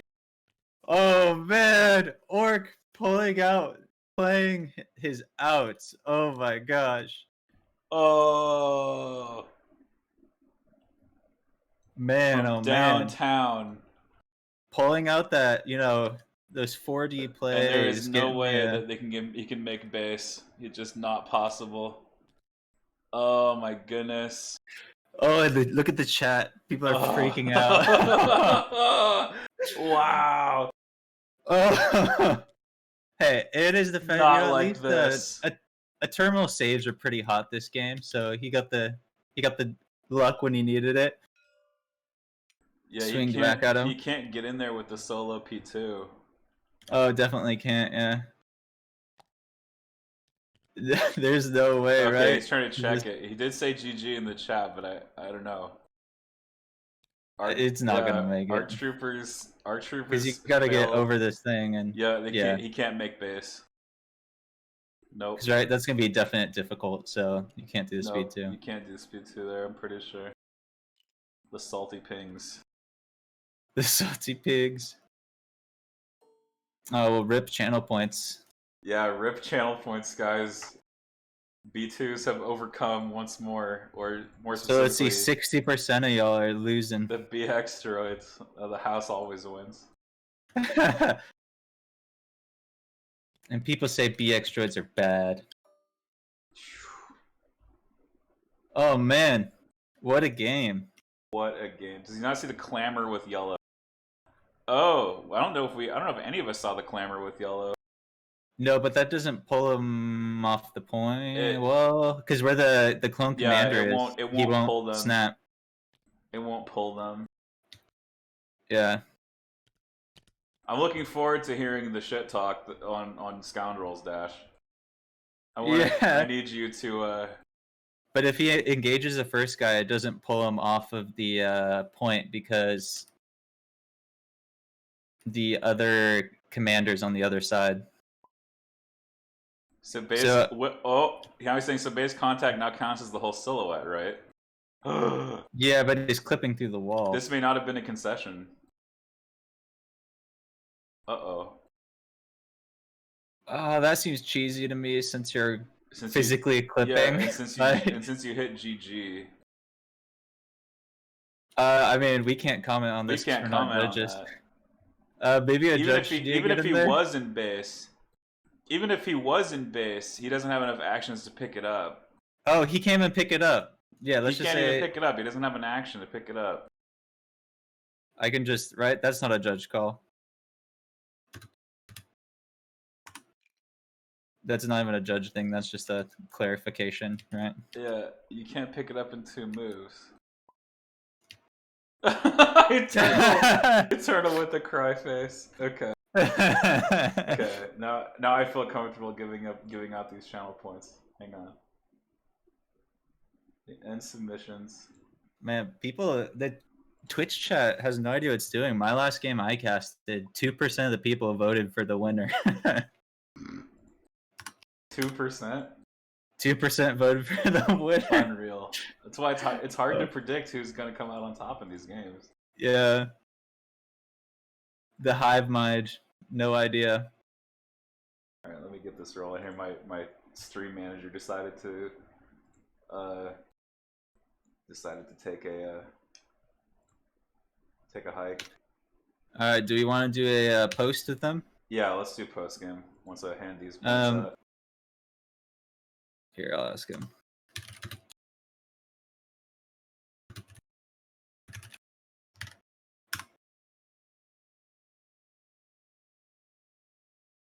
Enjoy your channel points. We're gonna go talk to the victors. Alright, I am no longer in single elim, so we'll have to Okay, I'll have to get him to move. Guys, can we do post game in TLD since Techno is not in SE chat? Sure. Okay, just go over to TLD. Invader League chat, so no conversation.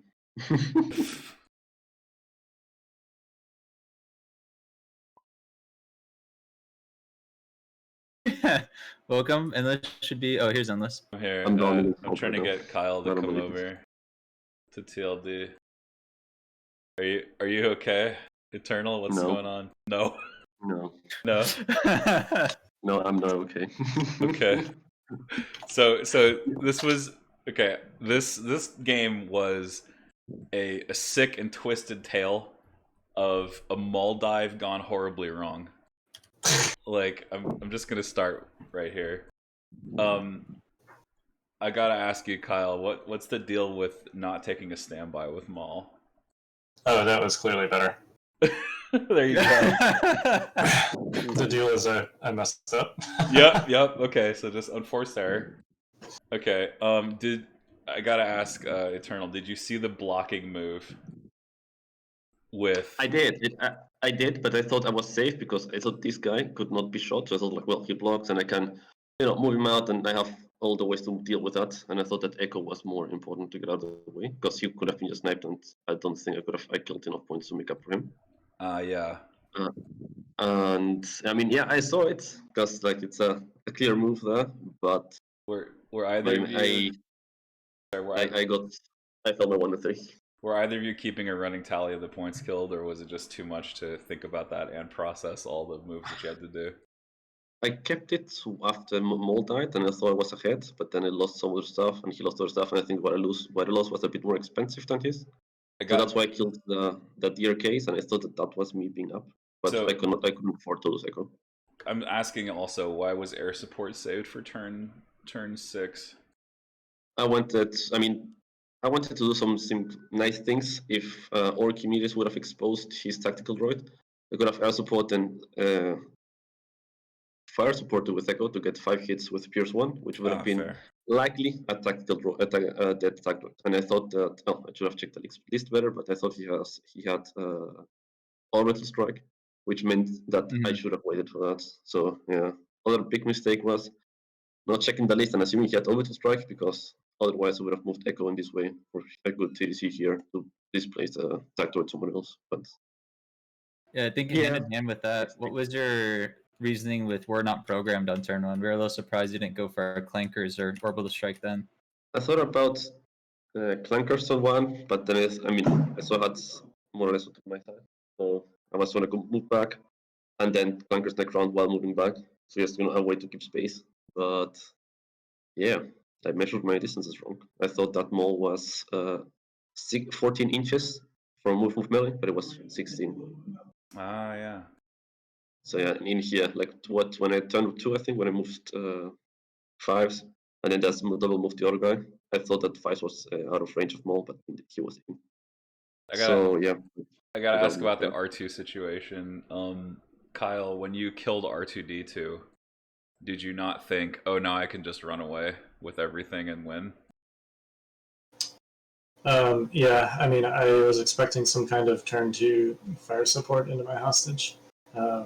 And actually, I sort of tried to do that, but I exposed this purple squad down here.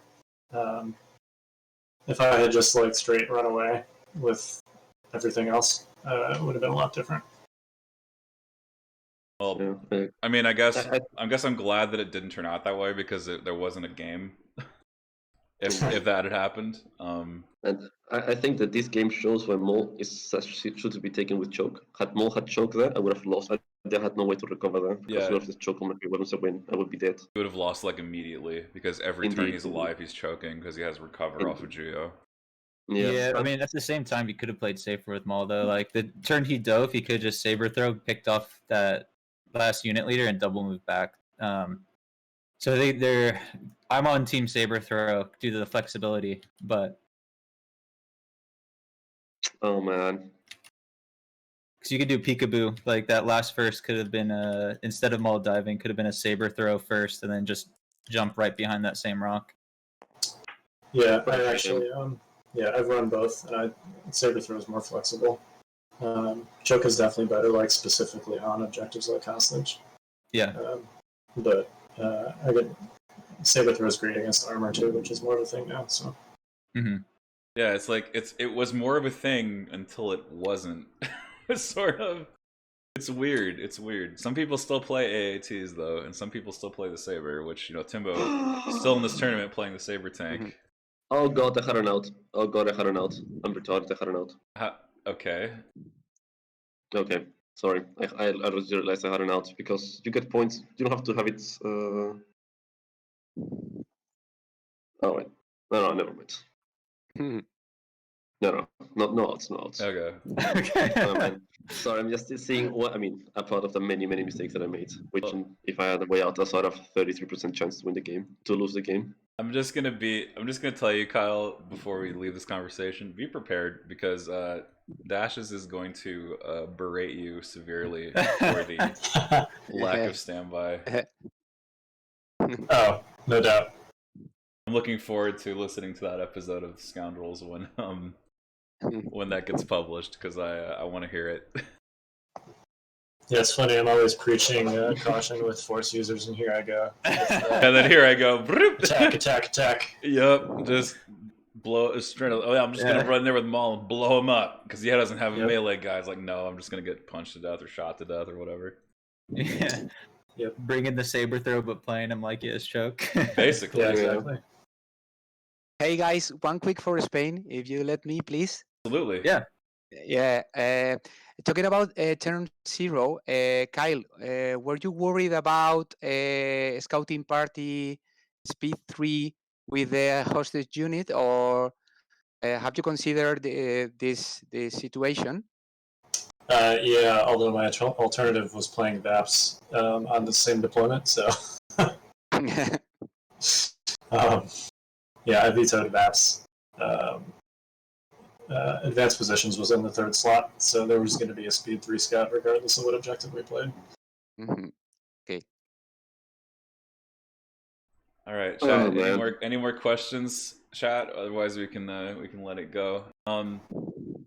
So it's interesting, right? Like you'd think Rex would have this massive advantage, but I gotta say, everything was so close set at the start. Like Clankers didn't really get much done. It just felt like Clankers here could be like, you know, move backwards and shoot, which is not something you often do with Clankers. Usually with Clankers, you start at a high range, step into 4, and then step back once you've shot your volley. But it was different. Everything was so close set because of the hostage carriers. Yeah, I mean, Clankers did allow him to wipe this purple squad, so. That is true. That is true. I think my misplay. I think Katana moved Echo back here in a terrible position turn 1, and that would have been better. I should have moved him up here.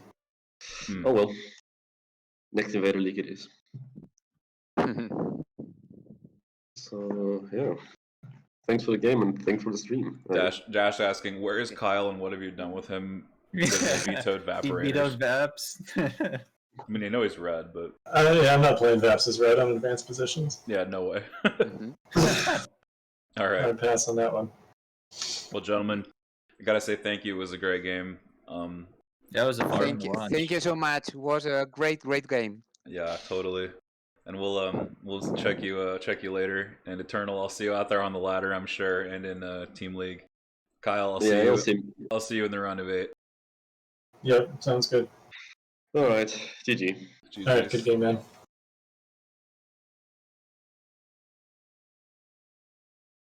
Okay, so with that, we're going to sign off for the day. We'll be back Saturday morning with more Invader League.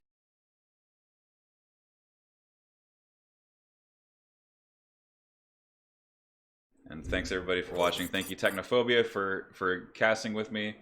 Check him out, twitch.tv/Technophobia, TEKNOFOBIA. Thanks everybody that supported the stream today. Thanks everybody who donated towards the laptop fund. You're all amazing. And we'll see you next time on Yavin Base. Peace.